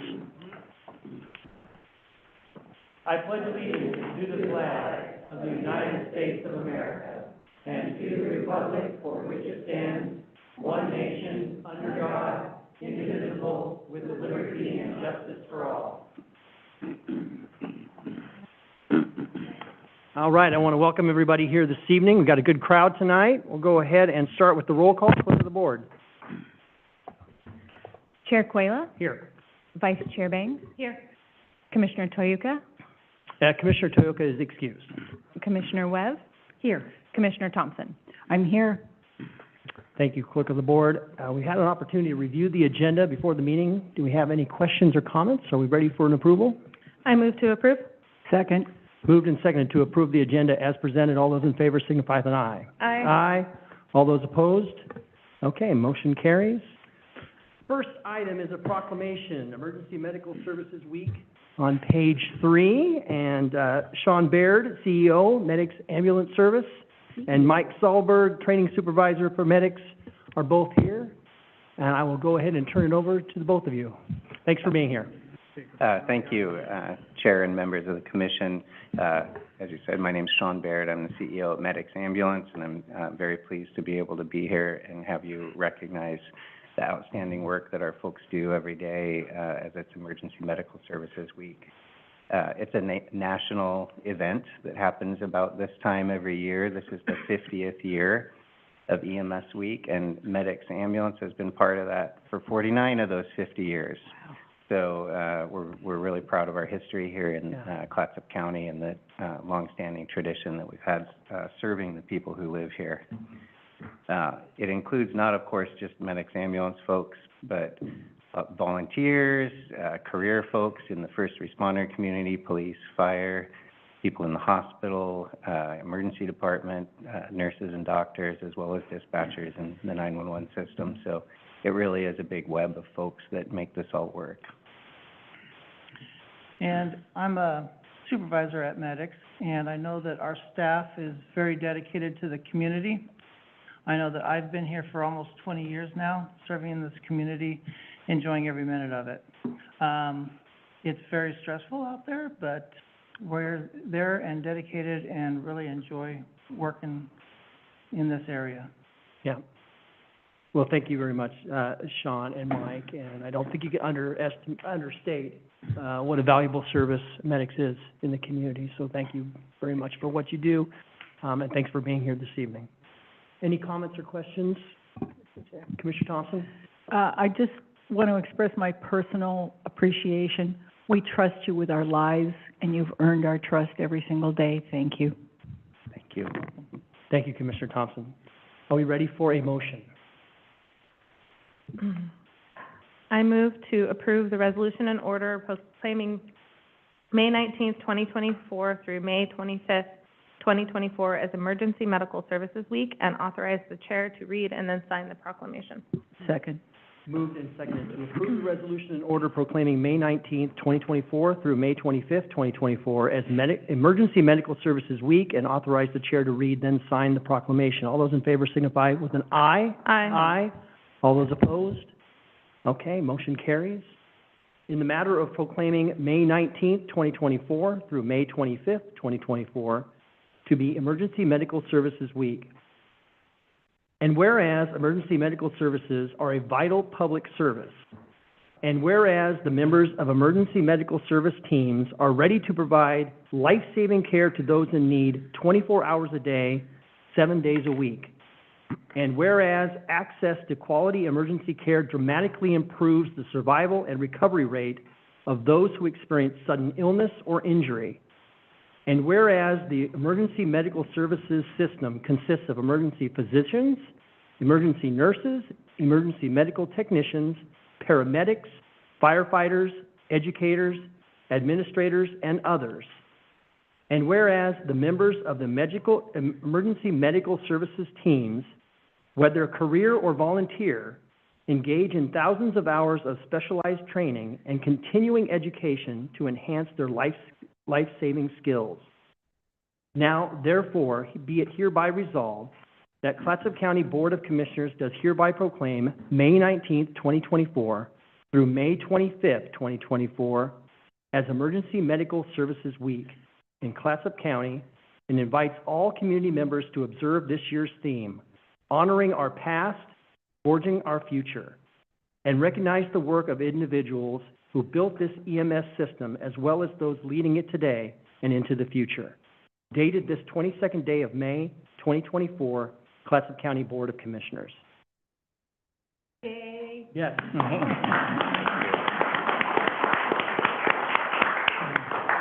Thank you very much, Sean. and Thank Mike. you. Thanks for being here this We evening. appreciate that. Next is a proclamation for National Maritime Day on page 5. And Jeff Smith.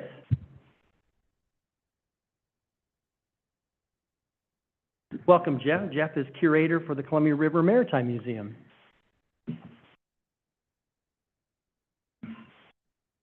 Hard to believe a year has gone by already. I wanted to start by asking the question, why do we observe National Maritime Day? A little bit of background. In 1933, Congress passed a joint resolution naming May 22nd of each year National Maritime Day to commemorate the first transoceanic voyage by a steamship in 1819, which was the SS Savannah. At the time, it was declared a credit to Yankee ingenuity as the first steam-powered vessel to cross the Atlantic Ocean. In fact, the Savannah was a sailing packet ship built with sails, but it also had a steam engine on board with collapsible side wheels. Today, we mark the occasion remembering that landmark event and also recalling our own local history, which has deep maritime roots. The first people in this area likely came here by canoe and settled here because of the vast resources available to them for their survival. Later, explorers from Europe and the eastern United States ventured here because of those abundant resources, which could be exploited and capitalized. A thriving fur trade resulted, and later logging and lumber mills and canneries and fishing took their place. When John Jacob Astor sent two parties out here to the mouth of the Columbia in 1811, he was hopeful of establishing a fur trading nexus that would connect the resources from the central part of the continent to the Pacific Ocean and markets beyond. Although that venture was ultimately unsuccessful, the logic behind the endeavor was solid, and the global economy we live with today is proof of that concept. The Lower Columbia River supports more than $24 billion in cargo annually. I emphasize the B. The Columbia Snake River system transports over 56 million tons of international trade goods. This system is the top exporter of wheat in the United States and second for corn and soybean products. It also leads the West Coast in exports of wood, minerals, and automobiles. Here in Clatsop County, the Port of Astoria provides facilities for a cruise ship industry, commercial fishing and seafood processing, recreational boating, tourism, and other industries that benefit the entire county.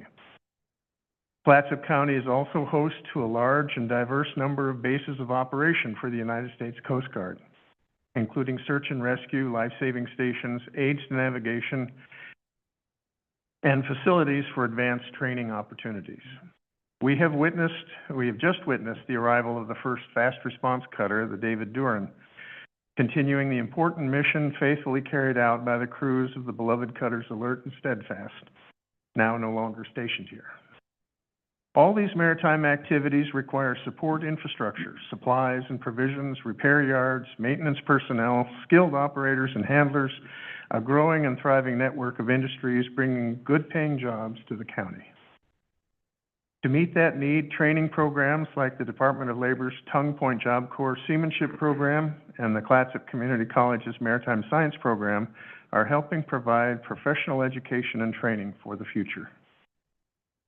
I would be remiss if I didn't mention that here in Clatsop County, we are fortunate to have a world-class museum that collects and displays the maritime history of our area for the education and entertainment of over 115,000 visitors a year.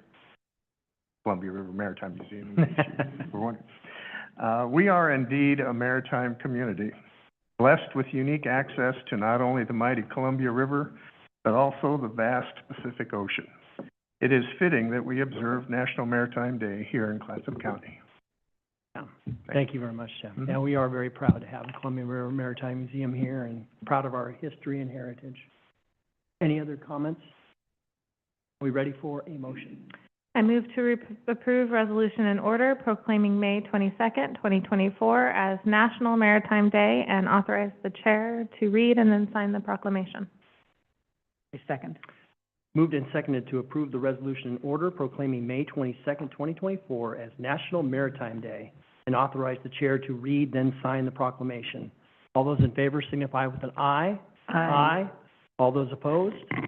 Okay, motion carries.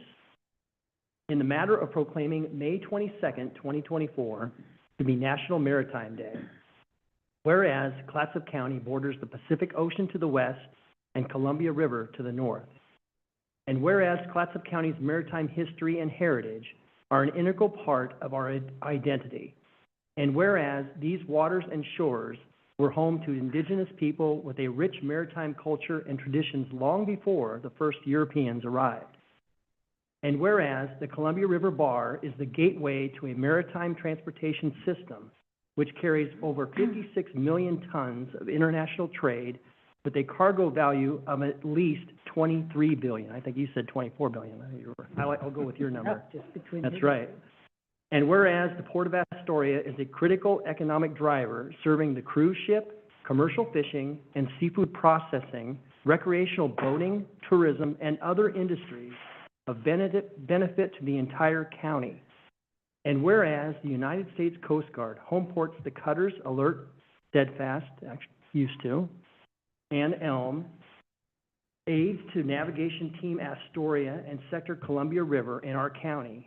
And whereas the Columbia River Maritime Museum in Astoria exposes over 115,000 visitors annually to our rich maritime heritage. And whereas commercial fishing accounts for over 13% of earned income in Clatsop County and supports a significant number of related industries. And whereas boat building and repair are key growing local industries requiring skilled blue-collar workers. And whereas the Department of Labor, Tongue Point Job Corps, Center Seamanship Program, and Clatsop Community College Maritime Science Program provide professional training for critical maritime jobs. Now, therefore, be it hereby resolved that the Clatsop County Board of Commissioners does hereby proclaim May 22nd, 2024 as National Maritime Day in Clatsop County and invites community members to observe this day and celebrate with appropriate programs, ceremonies, and activities dated this 22nd day of May, 2024. Thank you very much. I apologize for the plagiarism, but I felt it was worth saying twice. It's good. I'm glad you did. It's worth saying twice. Thank you so much. Next is business from the public. So this is an opportunity for anyone to give a 2-minute presentation about any item on the agenda, except for public hearings, or any topic of county concern that is not on the agenda. Clerk of the board, are there any members of the public signed up to speak remotely? I'm not sure if that one was going to be remote or in person. Which one was that? I think Nancy. That one right there. Mm-hmm. I think that's Dana Gould. I think you're here. So Dana. So you'll have 2 minutes to speak. Give your name and address for the record. Dana. Okay, again, I'm Dana Gould, and I live at 454 First Street in the city of Gerhart. 2 minutes isn't a lot of time to talk about my subject, so I'm going to speak like an auctioneer and hopefully get my point across. The reason I came before you before was to talk about some concerns that I have over July 4th and over some of the problems that I think that we share along with the county. You know, it's no surprise that since COVID, we've started on July 4th, we get inundated with people now. In speaking with the state, they're struggling they don't have enough resources to address all of the problems that they see along the beach. And then that means that the burden then falls onto the communities that border the beach to take care of that problem out there. Sometimes they have to ignore problems within their own jurisdiction in order to make sure that the problems on the beach don't become problems in our jurisdiction and great problems. Some communities are helped by their geography. Obviously, Seaside, Canada Beach, Gerhart is not one of them, and I believe there are many places in the county where you are also have a problem. If you've been watching the news over the past couple of years, I don't have to tell you that there are often times when crowds get together that people will act in a way that they would not normally act if they were alone. So having spent 30 years in law enforcement, this crowd control is a very serious concern for me, and I see this as a problem on our beach that we probably should spend more time on. I'm happy to report that the city of Gerhart last year, we started a program where we became more vocal, and we did a campaign to remind people to keep the beach clean. And we also started talking about reaching out to our community emergency services in our community or in the county and working on a more cohesive way to address the problems. I'm happy to report that there has been a meeting along those lines, and I want to make you aware of it so that you can also give support for those types of efforts from the top down. That's great. Okay. Yeah, thank you, Dana. And good news on the post office. Yes, Yeah. very good news. Yeah, we were a little worried there, but actually it's working out very, very well. Thank you. Commissioner Banks? Could you, if you have that written out, could you send it via email to all of us? Yeah, I'd be happy to follow up with an email. I wanted to speak to you first because sometimes when you speak in an email for the first time, you sound either condescending or like you're attacking. And I am not attacking anybody. I am not in any way saying that we haven't done, that our folks are not working very hard on this. I worked in Southern California for 30 years, and I worked in riots and terrorist attacks and other things. So I'm a little more paranoid than your average Joe. It was good information. Thank you. Yeah, thank you very much. Next is Cheryl Johnson.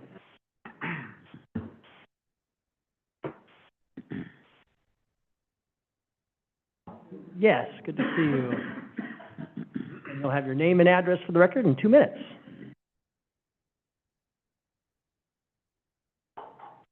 Cheryl Johnson, 11483 Peterson Lane, Astoria. I am a property owner and resident of Clatsop County since 1975. Our home in Brownsmead, where we share a back property line with Oregon Department of Forestry, on the land where we raised our children. We have friends and neighbors who make their living in the timber industry. I have recently become aware of the ODS 2025 proposed harvest along the property lines of friends and neighbors in Brownsmead. Out of the 10 proposed sales in the Astoria district, I have deep concern on the Davis Bottom proposal. I want to share my concerns with you as my county commissioners and hope that you will communicate with the Oregon Department of Forestry at both the local and state levels. The Columbia River is currently home to 13 species of threatened and endangered salmon. The federal government, states, and nonprofits have spent millions of dollars to repair damage to salmon habitat. Clear cutting results in stream warming and sedimentation. The negative impacts of herbicide use have long been of deep concern to Oregon residents. Clatsop County forests, especially the Astoria district, are located on steep hillsides where sediment and pesticides have a short journey to end up in the Columbia River. We pass the proposed Davis Ridge site on our way to and from our home daily. We are friends with owner-residents Denise and Rye Moore.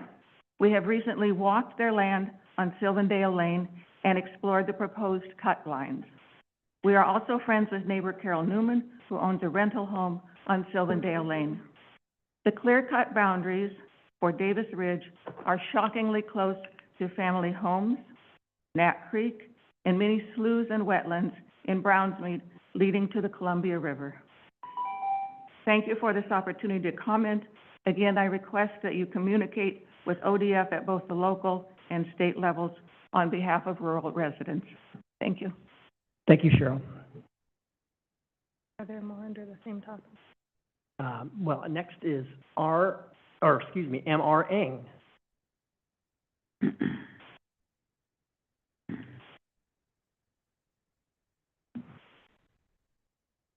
Hi, County Commissioners, Mary Ang, Box 12. I want to thank you for your service. I would have a request of my friends who use drugs not to smoke meth by the daycare.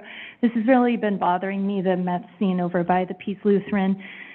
Additionally, there is an issue that came to my attention. I had to submit a crime tip regarding information that DNA evidence regarding a very serious sexual assault case was showered off when a rape victim was denied access to the shelter, but her alleged attacker was allowed in the shelter. And I would urge that all shelters in this county be fully equipped to understand protocols regarding sexual assault and urge gender equity in all shelters. Regarding the lifeboat ongoing discrimination case, the Bureau of Labor and Industry is recommending a $10,000 to $20,000 settlement for discrimination. In my case alone, I reported sexual assault and criminal activity that I saw and faced harsh retaliation. Any additional people who have suffered from abuse at Lifeboat, I urge them very much to contact the State of Oregon Bureau of Labor and Industries, who oversee gender and public accommodations and disability discrimination. Additionally, there is discrimination going on at the Columbia Shelter Inn, so I would urge that to stop. Lifeboat has offered me 12 Christmas baskets or holiday baskets as an attempt to settle the claim. I think the probative value of a hearing would be much more important in terms of getting witness testimony up about the denial of shelter. There are women with severe disabilities being denied rest, shower, and meals. I'd also urge the police to rethink their excessive ticketing of the homeless. It leads to denial of sleep and sleep deprivation, and also fuels drug use to stay awake so you can be harassed by police every 3 hours or so. And thank you to all my whistleblowers.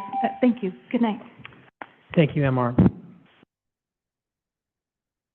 Next is Denise Moore.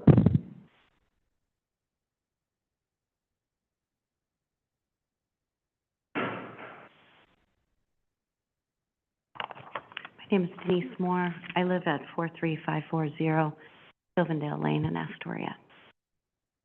We're here tonight as concerned landowners whose property borders the proposed clear-cut area of Davis Ridge. We've lived in Brownsmead for 34 years and have raised 3 children there and now enjoy sharing our home and land with our grandchildren. Our property is at the base of where Legacy Forest stabilizes Davis Ridge and the surrounding highlands. This is a forest that needs protection. The potential environmental and health impacts of this project are deeply unsettling, and as citizens, we have a fundamental right to a healthy environment. The application of herbicides in the aftermath of a clear cut poses significant risks to my family, my grandchildren, and others in our community. Runoff from the herbicide spray will flow from the adjacent land under Aldrich Point Road and into Nat Creek, which eventually meets the Columbia River. These chemicals will poison the land where we garden and our children play. These chemicals will poison the water in which we fish and swim. My husband and I now have many sleepless nights worrying about the effects that these poisons will have on our lives if this clear cut proceeds. The ODF does not need to conduct timber harvesting near residential neighborhoods and in such close proximity to the lower Columbia River watershed. The consequences of such activities will directly impact the lives and well-being of our community, and I fear for the health and safety of my family. We understand that the Clatsop County Commissioners do not have authority over ODF policies, but we believe that your voice can make a significant difference, just as you have spoken out against the Habitat Conservation Plan. We ask that you also oppose this proposed harvest. Your support in opposing this project will Show future generations that you did what was right and that you cared about our well-being. We ask that you stand with us in protecting our right to a healthy environment by speaking out against this timber harvest. As community leaders, we ask that you prioritize the well-being of your constituents and the preservation of our natural resources. Thank you. Thank you, And Denise. I hope that you do the right thing. Thank you. So I can respond really quickly, just in regards to the concerns of the 3 sales that are proposed in the annual operation plan of the Oregon Department of Forestry. For the last 3.5 years, I have been loudly contesting the habitat conservation plan for this reason. Many folks did not know where the HCAs were placed within our community. And when I spoke to ODS multiple times regarding the social concerns were thus pressing forest operations closer to our urban areas and our residents. And they didn't listen to me. And many in my community misunderstood why I was fighting so hard, because I wasn't fighting against the habitat conservation plan. I was fighting against the location of the habitat conservation areas. And ODF had the opportunity multiple times to move the habitat conservation areas had they actually taken local input. It is the local input that was missing from this entire conversation. Salem ODF did not speak with our local Astoria district. This is not the fault of our local Astoria district and the placement of the habitat conservation areas, but this is the result of a habitat conservation plan. All habitat conservation areas are conserved with very minimal management, and it's management for health and well-being of habitat. And all other areas outside of the habitat conservation areas are considered production by ODF standards, and that has been their full and transparent description from the beginning. And so what is occurring now is what will continue to occur in our community in perpetuity. There are no HCAs along the Columbia River. That was another thing that I contested multiple times. You would think that there should be. There isn't. And so, I mean, I'll continue to bring this forward at FTLAC and CFTLC. I'll bring this forward this Friday at my next meeting.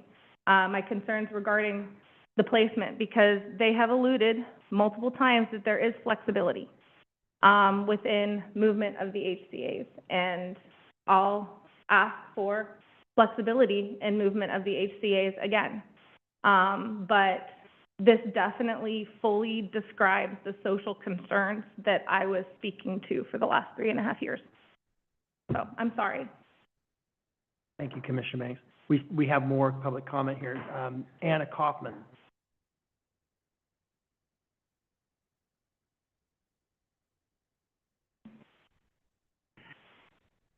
Welcome, Anna. Hey. Anna Kaufman, 210 West Grand in Astoria. Thank you for providing this avenue for public comment this evening. I am a recent graduate in environmental studies from Vassar College and a concerned Astoria resident. I have worries about several of the proposed ODF timber harvests in residential areas of Clatsop County, including Mothball Hill of the John Day area and Davis Ridge and Slough Hill alternate of Brownsmead. These harvests have homes immediately adjacent to the proposed clear cuts. I would like to note that Clatsop County's Community Development Department is in the midst of updating Goal 16, Estuarine Resources, and Goal 17, Coastal Shorelands, in the county's comprehensive plan. Part of this is updating resource inventories and maps so that management decisions can better reflect the current status of our shoreland and estuarine resources. Given the Mothball Hill, Davis Ridge, and Slough Hill clear cuts are adjacent to the estuary and have high potential to impact shoreland and estuarine resources, it is counterproductive to permit these clear cuts before the update is complete and decision makers can better evaluate the trade-offs and environmental impacts of these timber sales. Considering salmon populations have declined in the lower Columbia River by 48% in the past 5 years, logging debris as well as pesticide applications will be detrimental to their survival and harm local fishing, recreation, and tourism economies, not to mention the health of neighbors nearby these harvests. I urge the commissioners to discuss collectively and consider drafting a letter to ODF. Thank you. Thank you, Anna. And then Vicki Bergerson.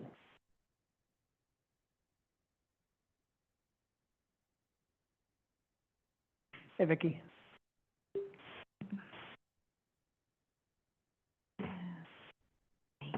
I am a resident of Clatsop County, John Day, private landowner whose land abuts the. I'm going to pull the mic a little bit closer. My Name and address, yeah.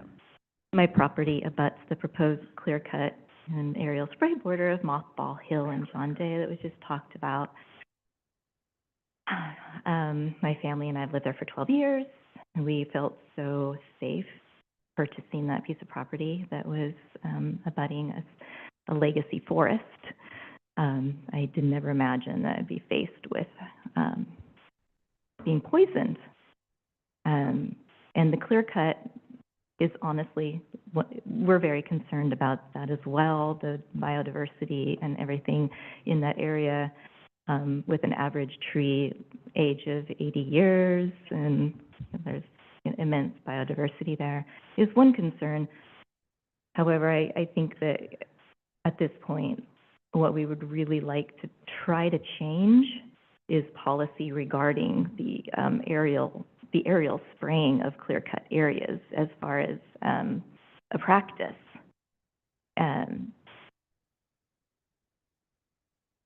Wind causes drift.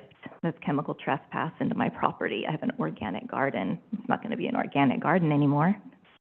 The runoff is steep, has already been mentioned, into the Columbia River, into the John Day, so our waters are going to be poisoned with. We've requested information about the chemicals that will be in the spray. We have been told that we need to do our own research, so there's not any transparency there. We would like to be able to look into the effects of these chemicals, what is in the spray that they're proposing to spray. In the past, apparently, it's been glyphosate, atrazine, and 2,4-D. These are, is that me? Sorry, my time is up.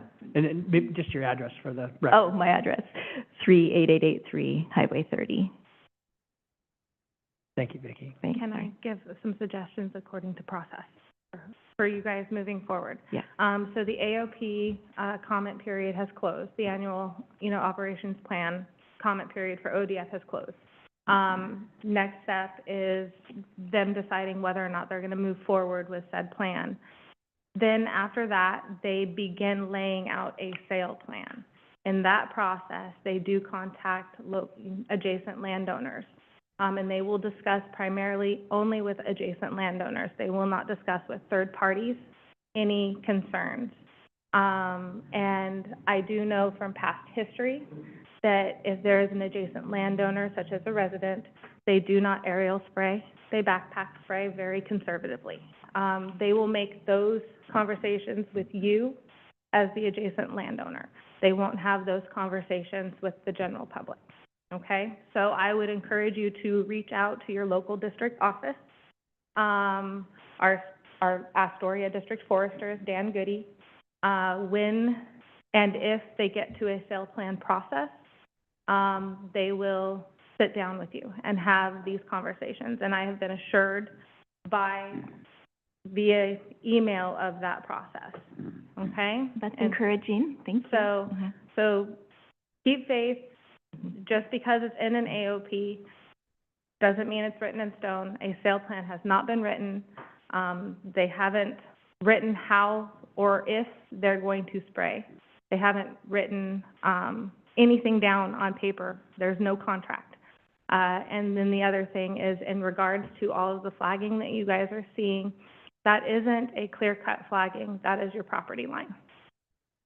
So any bright colored flagging, that is your property line. They don't flag until a sale plan is laid out. So they won't identify wildlife trees or anything like that until the sale plan process.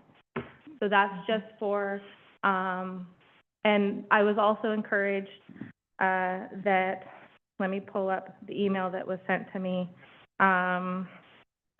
Put my glasses on. I'm scrolling. I apologize. I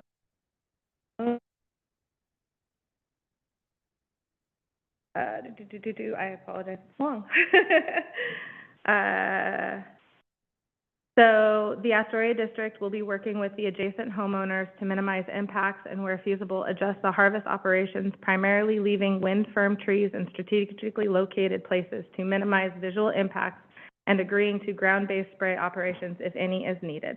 Hopefully this is helpful. So that is an email I've received.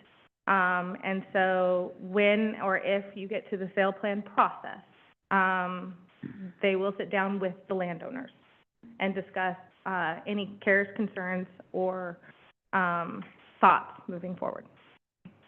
Thank you. Thank you, Vicki. Appreciate it. Ron Weber? Hello. Ron Weber, 42415 Evergreen Acres Lane, side. Boy, following that. You brought up an idea, a thought about vacant land on county property owned vacant land. I'll just ask you, I read a book years ago and it said, and I'll just ask you, what do you think per square inch is the highest income per vacant land in America? Well, it's billboards. If you guys have any vacant land near any highways, put a billboard up. I'm serious. You'll be astounded at how much money you can make. It's been done.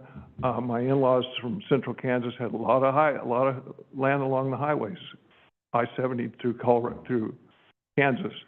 The one was able to put their 3 daughters through college with 3 billboards. So it's a big deal. So if you guys have any land along the highways for this extra income, I would be very happy to help you organize that. And all you got to do is get a hold of the names on the bottom of those signs, Lamar and whoever they are. They'll come out, assess it, tell you if it's doable, get a hold of your signage people, and see if that's something that's doable for you guys. And if it does work out, Mary that was in here a second ago, fund her some money with that. That'd be awesome.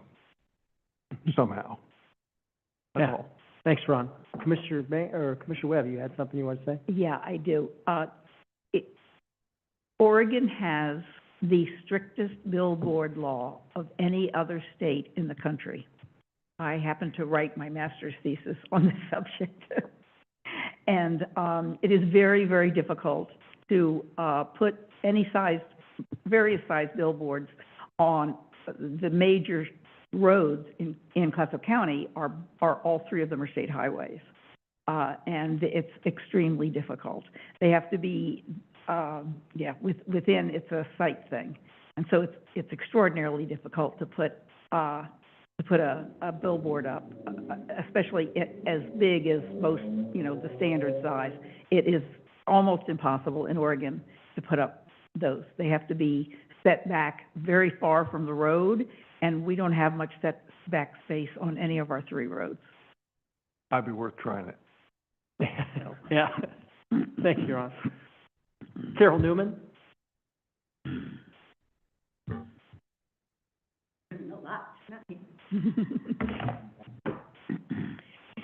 Carol Newman, 44331 Peterson Lane, Astoria. Not really, but we say so. So thanks for having us here. Yes, some repetition, but I am an adjacent property owner.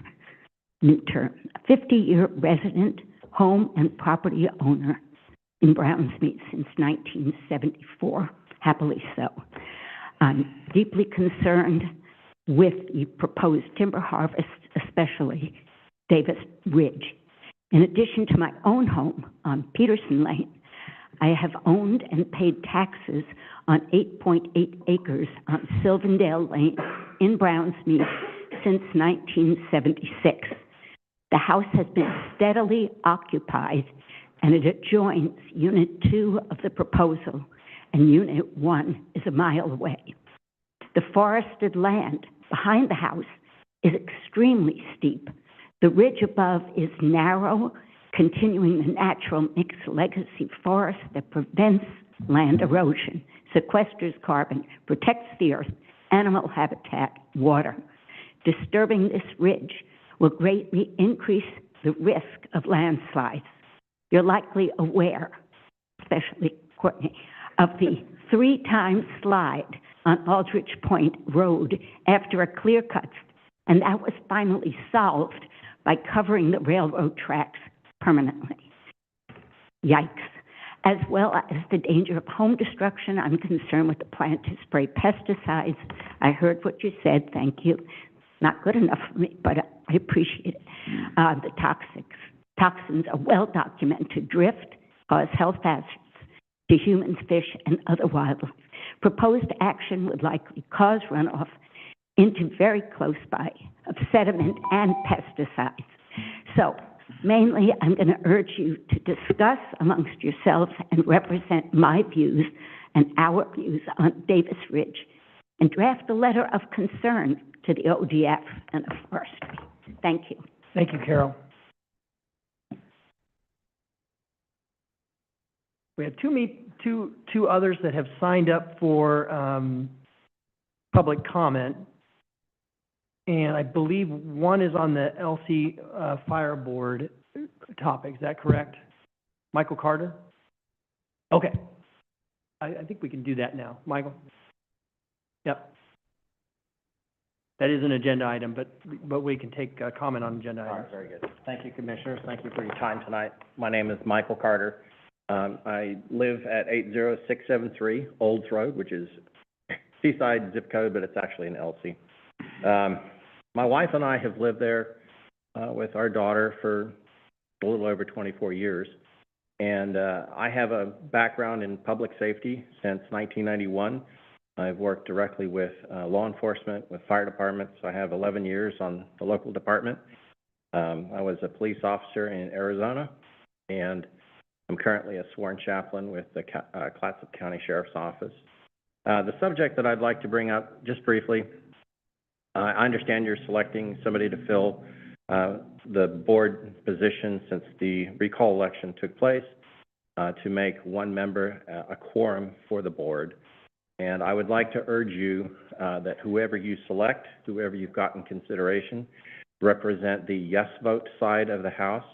And the reason for that is because the current trajectory of the board's actions since, well, late last year and early this year, have put us on a very likely collision course with some catastrophes. We've already seen declinations in service and some problems with response times. Also, I have not spoken directly with these individuals with Cannon Beach, Seaside, or Banks or Hamlet, but I have spoken with the ex-Hamlet chief. They do not really have a lot of respect for the current administration and or leadership. So we need to correct that. That course needs to be corrected. We need to reaffirm our partnerships across the board with the folks, with our neighbors, with everybody. And I think the only way forward is to course correct the bad decisions that have been made. Thank you for your time. Yeah, thank you, Michael. Appreciate it. And I see that this other sign up is for the Waste Management Franchise Public Hearing. So we'll go ahead and. We do have one person online with their hand raised. Oh, perfect. Justin Wagner. Justin. I can't see anybody on my screen. Hi, this is Justin Wagner, 1174 Elderberry Road, Seaside. I'm also a resident of LC Jewel and non-active member of the department.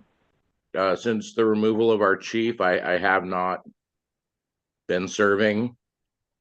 And I reiterate what Mike said, that we need someone on the that's going to represent the disenfranchised members of our department. 90% of our department has stepped down since they've removed our chief, and we need someone who is a member of our community and a resident of our community as chief, and we need some transparency from our board.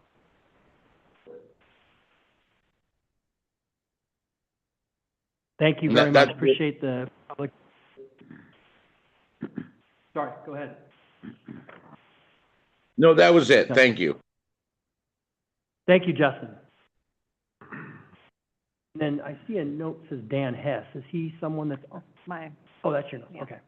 All right. At this time, we don't have any more public comment. Anyone else here that would like to participate in public comment?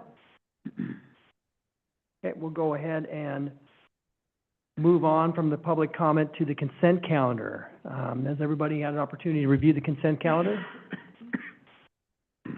I move to approve the consent calendar. Second. Moved and seconded to approve the consent calendar as presented. All those in favor signify with an aye. Aye. All those opposed? Okay, motion carries. And then we're going to move on to the commissioner reports. If you would like to leave at this time, this is probably a time that you can exit. Well, I mean, you can stay and listen to the commissioner reports if you would like. But this is a natural break. Thank you. Thanks again for being here. Thank you.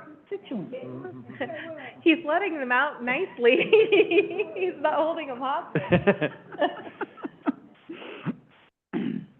Okay, we'll move on with the commissioner reports. We'll start with Commissioner Webb. Maybe you can catch people on their way out. No, I actually, tonight is going quite long, and my dog just sent me a text that she's hungry. So, talented dog. She's fantastic. I actually have a lot to report from the two conferences that I've been to recently, but I'll wait and let that, it's not time pressing. But I will also report that when I was in Washington D.C. at a conference, I managed to meet with the staff of both of our senators and our representative, and with our new lobbyists. And I was very impressed, very, very impressed with Michael Skipper.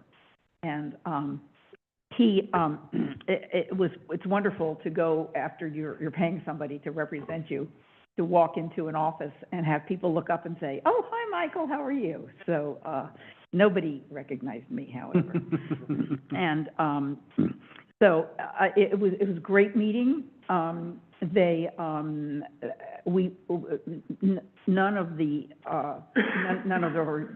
Neither the representative nor the senator were in the office when we were meeting with their staff.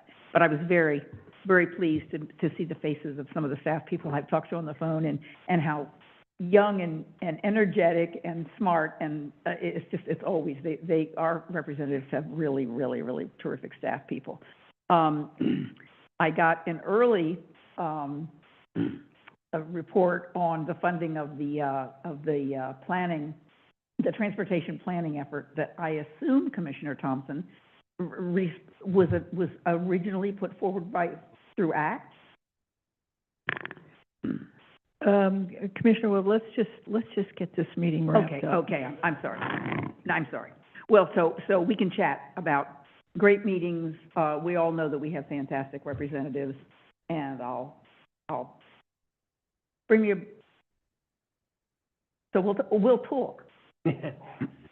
Well, I'm glad you were able to go back and meet with all of our representatives and certainly CFM advocates. We do have a great team back there. Aren't they? They're really great. It's nice that we've had now 3 commissioners go back and have our presence known in Washington, D.C. Rub Commissioner it Banks, in. you're next. Commissioner Toyoka, I think it would be good for all of us to get back there and to make contact and again, advocate for the interests of Clatsop County, so. And the thing I'm most excited about was that Michael Skipper is from Oregon and knows every corner of Oregon, and felt so good Yeah. in Washington to talk to somebody Yeah. who was a hometown Yeah, person. So, I agree. So it was great. Yeah, good. I'm glad you had a great trip back there. Commissioner Banks. You know, there have been a lot of conversations this week. Forestry, solid waste, budget. I have an FTLAC meeting this Friday, which is bound to be exciting. And nothing to report from the small table group meeting. It sounds like next month they'll be announcing a CFTLC meeting, so to discuss it, I think, in public. So, to discuss the governor's decisions, or not decisions, I don't even know what to call them at this point. Yeah. They're not decisions. She can't make decisions without the legislature, but what she is willing to do, her recommendations, thank you for that. I'm getting really tired here, so my words are, Trying to help. thank you. So, she won't be there, but, okay, I'm gonna stop now. Go ahead. You've had a lot going on, Commissioner Yeah, Banks. it's fine. Fair to say. Commissioner Thompson. Well, thank you, sir. Well, see, my dog is in the car and has been in the car since 1:30 this afternoon, and will be in the car until probably 10 o'clock tonight. So I'm motivated to. You've got to get her a cell phone. Yeah, exactly. But here's what I'd say. We at my kitchen table yesterday, we had a meeting with a couple of Arch Cape neighbors, one of whom is a staff for our community development department, one of whom is a longtime community activist in the matter of the environment and the preservation of Arch Cape wetlands. It was a lovely conversation.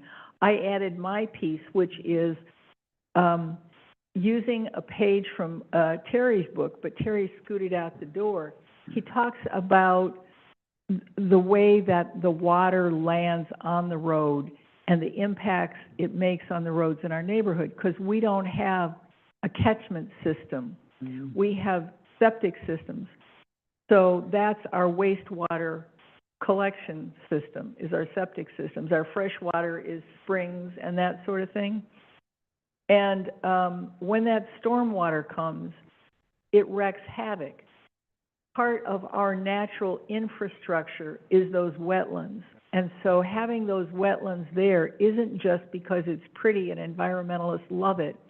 It's an effective part of nature's management system of our stormwater.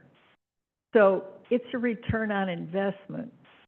We're talking business here because what we have to do is heal the planet and address the needs of the people. That's what we're here to do.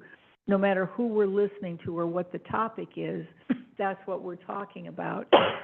That's our charge, that's our joy, that's our struggle to balance all the opposing, contradictory points of view. Use our best judgment after we've listened to everybody, because I too have been listening to people about all of the matters before us. And I want to thank everybody who's weighed in, who's written, who's called, who's texted, who's stopped me at the post office, all of that. Because it's these community gatherings where we come together and listen to what people have to say, and then we sit here with each other, listening to the staff to try and do the best public service we can for you. So thanks to everybody for what you've had to say.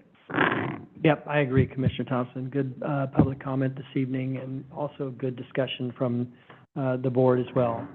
In the interest of Commissioner Thompson's dog, I'm going to pass and turn it over to County Manager. In deference to dogs and other things, I will pass. Thank you, Commissioner. We'll move on to the business agenda. First is the Strategic Investment Program Community Service Fee Distribution Agreement, Georgia Pacific Wanna Mill, page 117, and County Manager.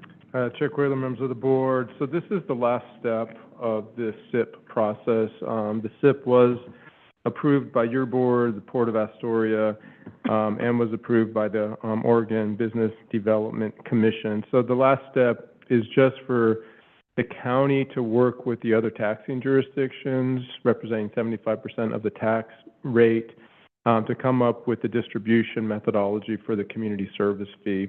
And so typically the community service fee is just proportionally distributed to those taxing entities. So they get a proportion based upon what they would have otherwise collected, which is a fair way of distributing it. So I've had conversations with all of the districts. I mean, Clatsop County itself represents more than 75%, so we could send this down to the state on our own, but we're not. We're working with all of our other special districts to come to complete agreement about what the methodology is, and we do have agreement with the other special districts. So this is just the county's approval of that methodology. The Empire Transportation District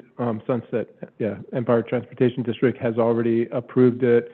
Clatsop Care is also approving it, and the port has also approved it. So this is one of the final steps, and then I will submit this to the Oregon Business Development Commission, and what that means is that they won't have to come up with the methodology themselves, and if they did come up with the methodology, it would be based upon proportion. So we're basically doing what the state would have done, but we're doing it ourselves and not having the state make that decision for us. So happy to answer any questions. Yeah, what an achievement to get agreement on all of this disbursement amongst all of these taxing districts in such a short period of time. It's just good that we have such strong relationships with Yeah. our partner agencies. So Certainly reflected here. That's great. Any other comments, questions? I have one comment. Commissioner Banks? So thankful that we get to make a decision for ourselves for once. Sorry. Putting it out there. I thought you might like that. I do. Absolutely. Okay. Are we ready? I move to approve the community service fee distribution agreement to distribute the community service fee on a proportional basis. Authorize this methodology for the county managed taxing entities, including Clatsop County, Road District 1, Rural Law Enforcement, and 4-H Extension. Second. Moved and seconded to approve the community service fee distribution agreement to distribute the community service fee on a proportional basis, authorizing this methodology for county-managed taxing entities, including Clatsop County, Road District 1, Rural Law Enforcement, and 4-H Extension. All those in favor signify with an aye. Aye. All those opposed? Okay, motion carries. Well done. Next is the Ambulance Service Area Advisory Committee appointments on page 121, and Justin Gibbs, our Emergency Management Director. Chair, Commissioners, good evening. I appear on behalf of the Ambulance Service Area Advisory Committee to present an appointment recommendation for a citizen position. That committee is comprised, it has 3 citizen members. This particular position has been filled by Lila Wickham of Cannon Beach, who has served for the last 3 years, and we greatly appreciate that service. Upon advertising this position, we received 1 application from Nicole Peterson. Ms. Peterson has been a resident of Clatsop County for 39 years. She works as a medical office manager and has been working in local clinics and doctors' offices for the past 26 years. During that time, she's developed relationships with emergency responders and has a keen interest in pre-hospital care. On May the 14th, the ASAA committee had a special meeting where they considered Ms. Peterson's application and unanimously approved advancing a recommendation to appoint Nicole Peterson to the Clatsop County Ambulance Service Area Advisory Committee to fill a citizen position with a term beginning on June 1st, 2024 and expiring on May 31st, 2027. Thank you. Thank you, Justin. Any questions for our Emergency Management Director? We ready for a motion? I move to approve the appointment of Nicole Peterson to the Clatsop County Ambulance Service Area Advisory Committee to fill a citizen position with a term beginning on June 1st, 2024, and expiring on May 31st, 2027. Second. Moved and seconded to approve the appointment of Nicole Peterson to the Clatsop County Ambulance Service Area Advisory Committee to fill a citizen position with a term beginning on June 1st, 2024, and expiring on May 31st, 2027. All those in favor signify with an aye. Aye. All those opposed? Okay, motion carries. Thank you very much. Justin. Next is the appointment to Elsie Vine Maple Rural Fire Protection District on page 124. Chair Quayla, members of the board, as you're aware, there was a recall election, and 4 members of the Elsie Vine Maple Rural Fire Protection District were on the ballot. 3 were recalled, so there's currently 2 sitting board members for the Fire Protection District. By statute, your board would be appointing the number of members required to have a quorum for the district. So since there's 2 seated members, that number of appointments will be 1. As a little background, the election was certified today, so it's as of today that the recalled members will no longer be serving. There's obviously a lot of work that needs to be done, and there's also some timelines with the budget for 24-25 that need to be made, just like our pressures on our budget. And so that's why this is in front of you. There was an application and period, and we received 13 applications that have been shared with your board. We have received some citizen feedback, which we've also shared with your board, and that's the staff report. Thank you. Thank you, County Manager. Commissioner Thompson, this is your district, so. Thank you. Well, District 5, I remind you, covers more than half of the geographical territory of Clatsop County. It runs from the Pacific Ocean to the Columbia County line. It runs from the Tillamook County line all the way up, almost into Fishhawk Lake, where there are a couple of lots for sale. We heard that in the budget hearing today. I just have to throw that in. Well, we are, I would say, a diverse and independent and opinionated group. If there's one thing that you could say we all have in common, we live here because we like knowing our own mind and doing what we think is the right thing, which is fine as far as it goes. Then we come to the creation of community organizations. Sometimes that gets to be contentious, because when you have strong-minded, passionate, involved people, there are conflicts that can develop. Well, we've seen those conflicts develop at this Rural Fire Protection District. And just in case you don't have this on your radar screen, if you're driving on Highway 26 and you're going between Seaside and the metro area, you're passing through the area that is under the protection of the Elsie Vine Maple Fire Protection District staff.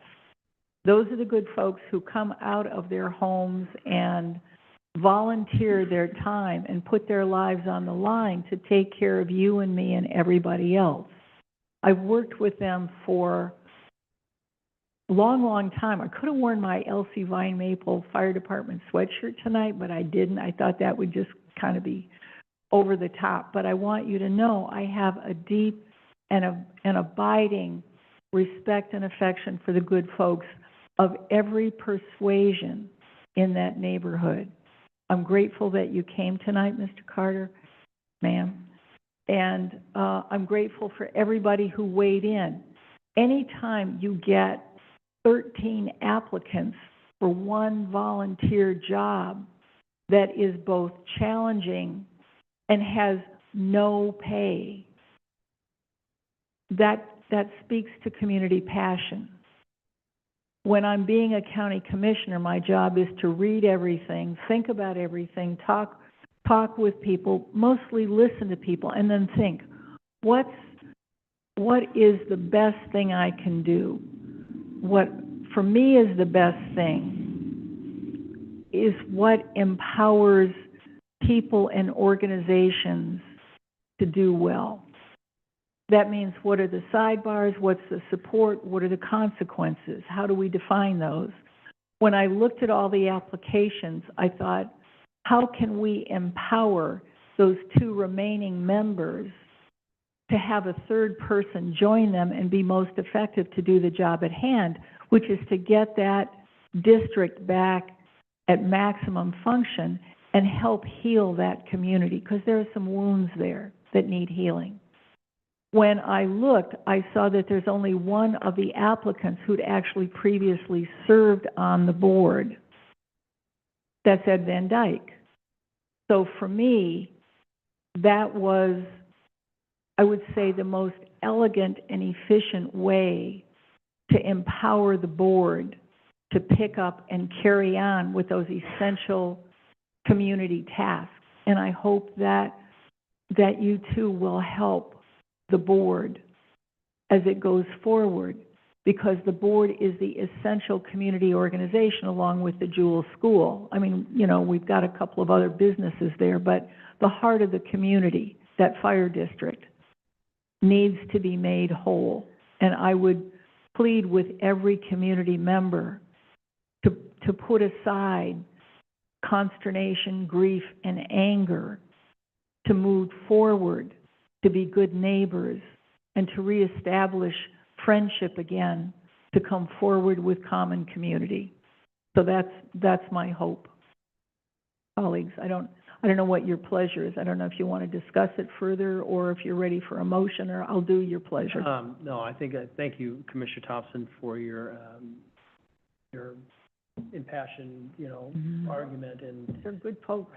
certainly, I think it's appropriate for you to make the motion, Okay. unless anybody else has.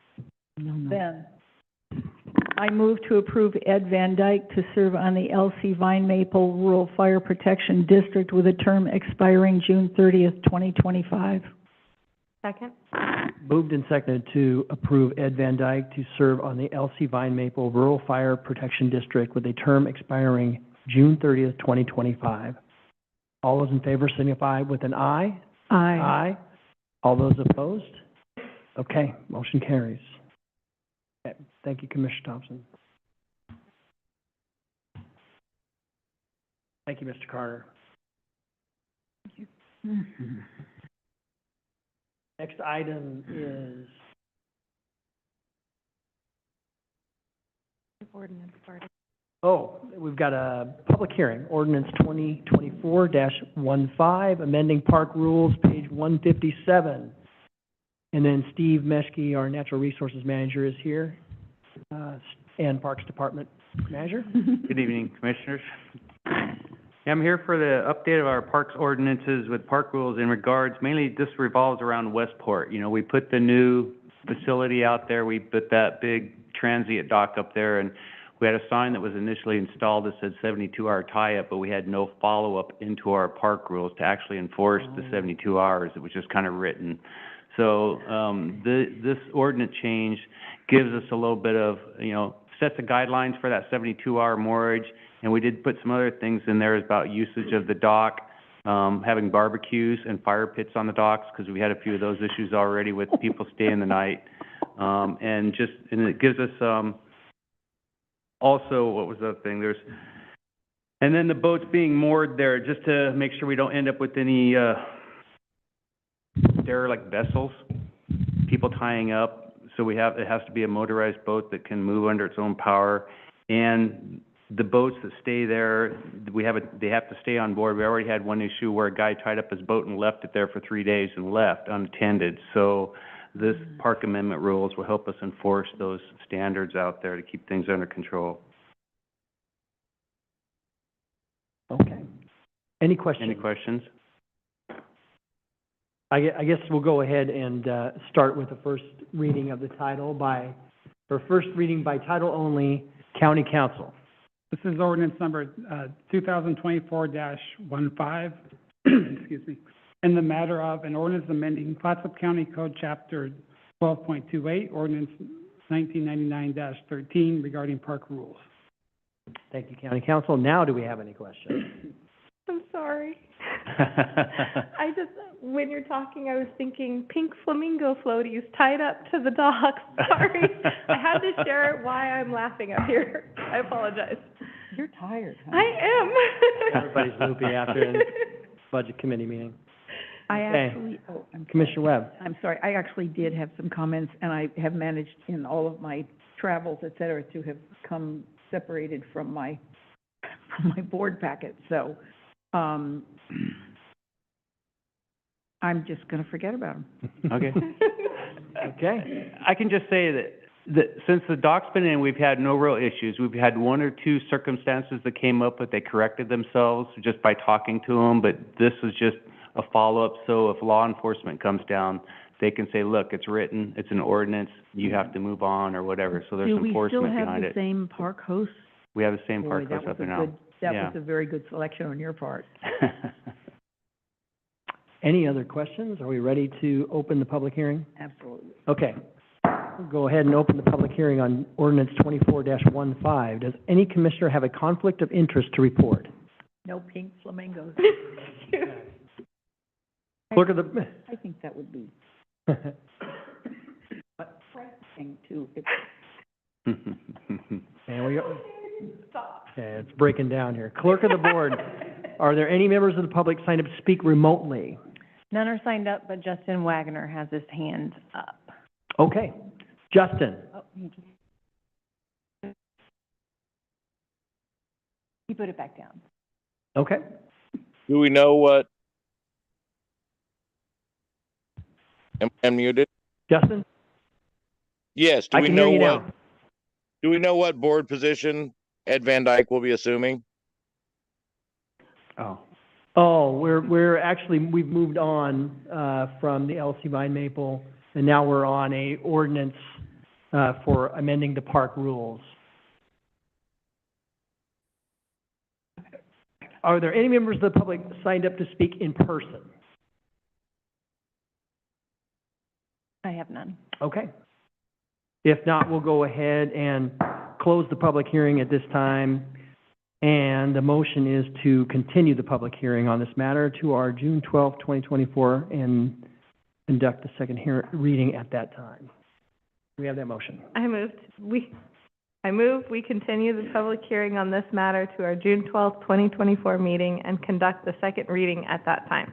Second. Moved and seconded to continue the public hearing on this matter to our June 12th, 2024 meeting and conduct the second reading at that time. All those in favor signify with aye. Aye. All those opposed? Okay, motion carries. I'm busting this microphone. Thank you very much, Steve. Next is granting solid waste franchise, Waste Management of Oregon, page 161. This is a continuation of the public hearing, granting solid waste franchise agreement to Waste Management of Oregon. Is there any additional information from staff? County Council, County Manager? Just be very brief. As a reminder, this is a continuation of the May 8th public hearing. At that time, the board voted to continue the public meeting to this week to allow for further public comment and also for the county to provide clarifying information to the community. That public comment's been forwarded to the board and the communication's been sent out to the community. All I have here. Thank you, County Council. Clerk of the board, are there any members of the public signed up to speak remotely? I'm not sure if Paul Putke is here in person or remote. He's here. Okay. Oh, Paul.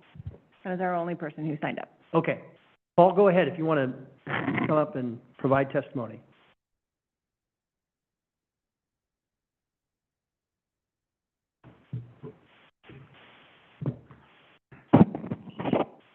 Good evening. My name is Paul Putke. I live at 91684 Smith Lake Road, Warrenton, in Classic Plains area. A gentleman once said, the 9 most terrifying words in the English language are, I'm from the government and I'm here to help. I worked in government sector for nearly 38 years, and I have come to believe when government focuses on basic services, government functions well. And when government expands beyond those basic services, Mr. Reagan's words ring true. My question is, what value added does the solid waste franchise bring to our community? I own a home in Clatsop County, and Recology Waste Oregon offers a recycling can as an option I chose not to exercise, but many of my neighbors have. Now, you are on the verge of eliminating my right to choose. There is no opting out. Raising the cost of my garbage service, expanding the role of the county government, and creating a garbage tax in the form of a franchise fee, which I believe will be buried in my monthly bill. I am confident this will not be the last increase in my garbage rates due to the recycling component, rather the first iteration. I believe Recology Waste Oregon will not be able to support the estimated 4,500 effective households with this rate hike. An example is my $8.45 monthly rate increase. I estimate $1.64 will go to an inflationary increase. $2.41 will go to the franchise fee, or 28% of the rate increase, leaving only $4.40 to cover the cost of the biweekly recycling service. A sum I believe is not sustainable if all 4,500 households actively participate in recycling. Thank you. Thank you, Paul. Clerk of the board, do we have anybody else that's signed up to speak? We do not. Okay. We'll go ahead and close the public hearing at this time. Do we have any discussion or a motion? Discussion first. I can discuss first.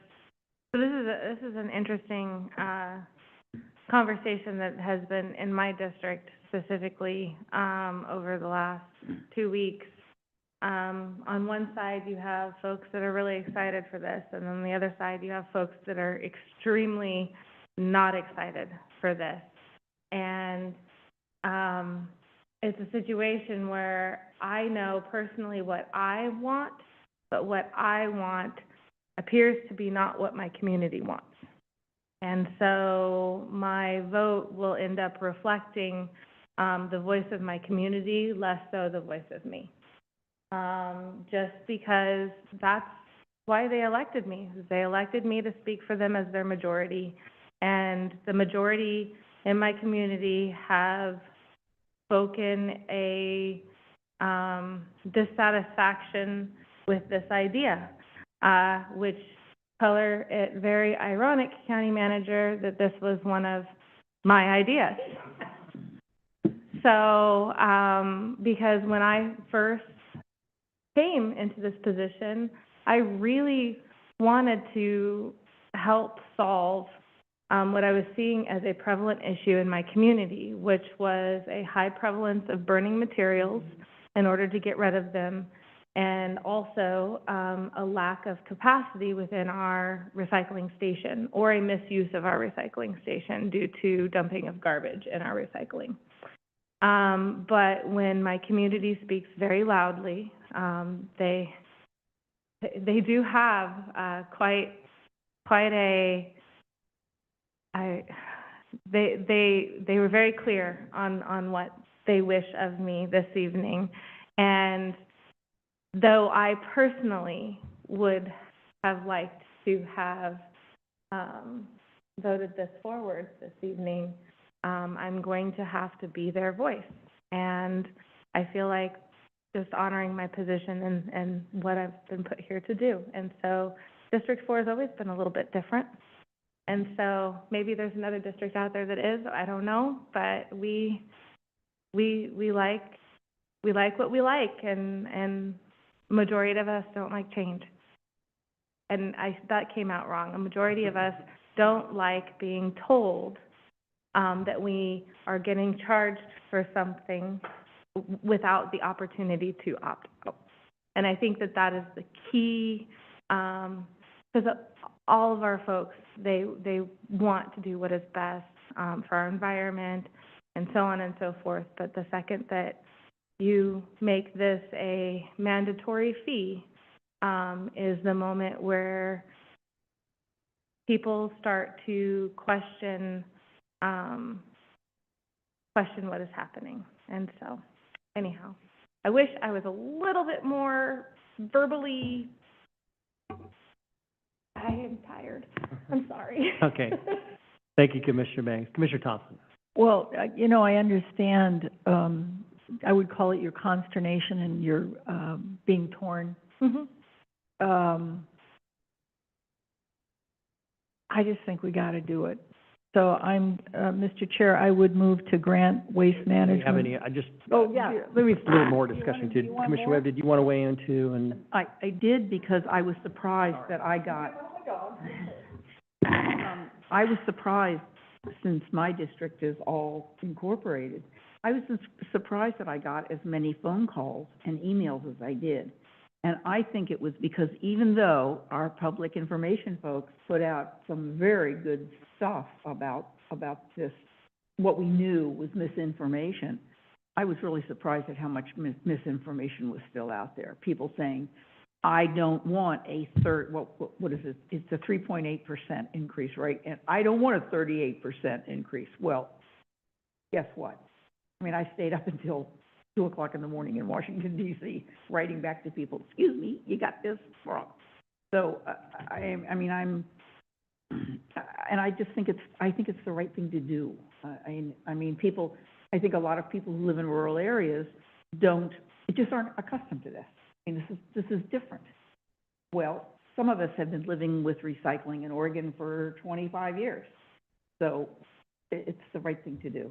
And I guess I just feel like it's the right thing to do. It's the right thing for our environment and for our community. thank you, Commissioner Webb. I know, I agree with you, and I saw that the public comment, we received written public comment that we received was a 2-to-1 in favor of doing this. I know that it was a good thing to happen in Warrenton, where I live, and certainly changed the waste streams by having that recycling bin, eliminated more going to the landfill, so it was a good thing.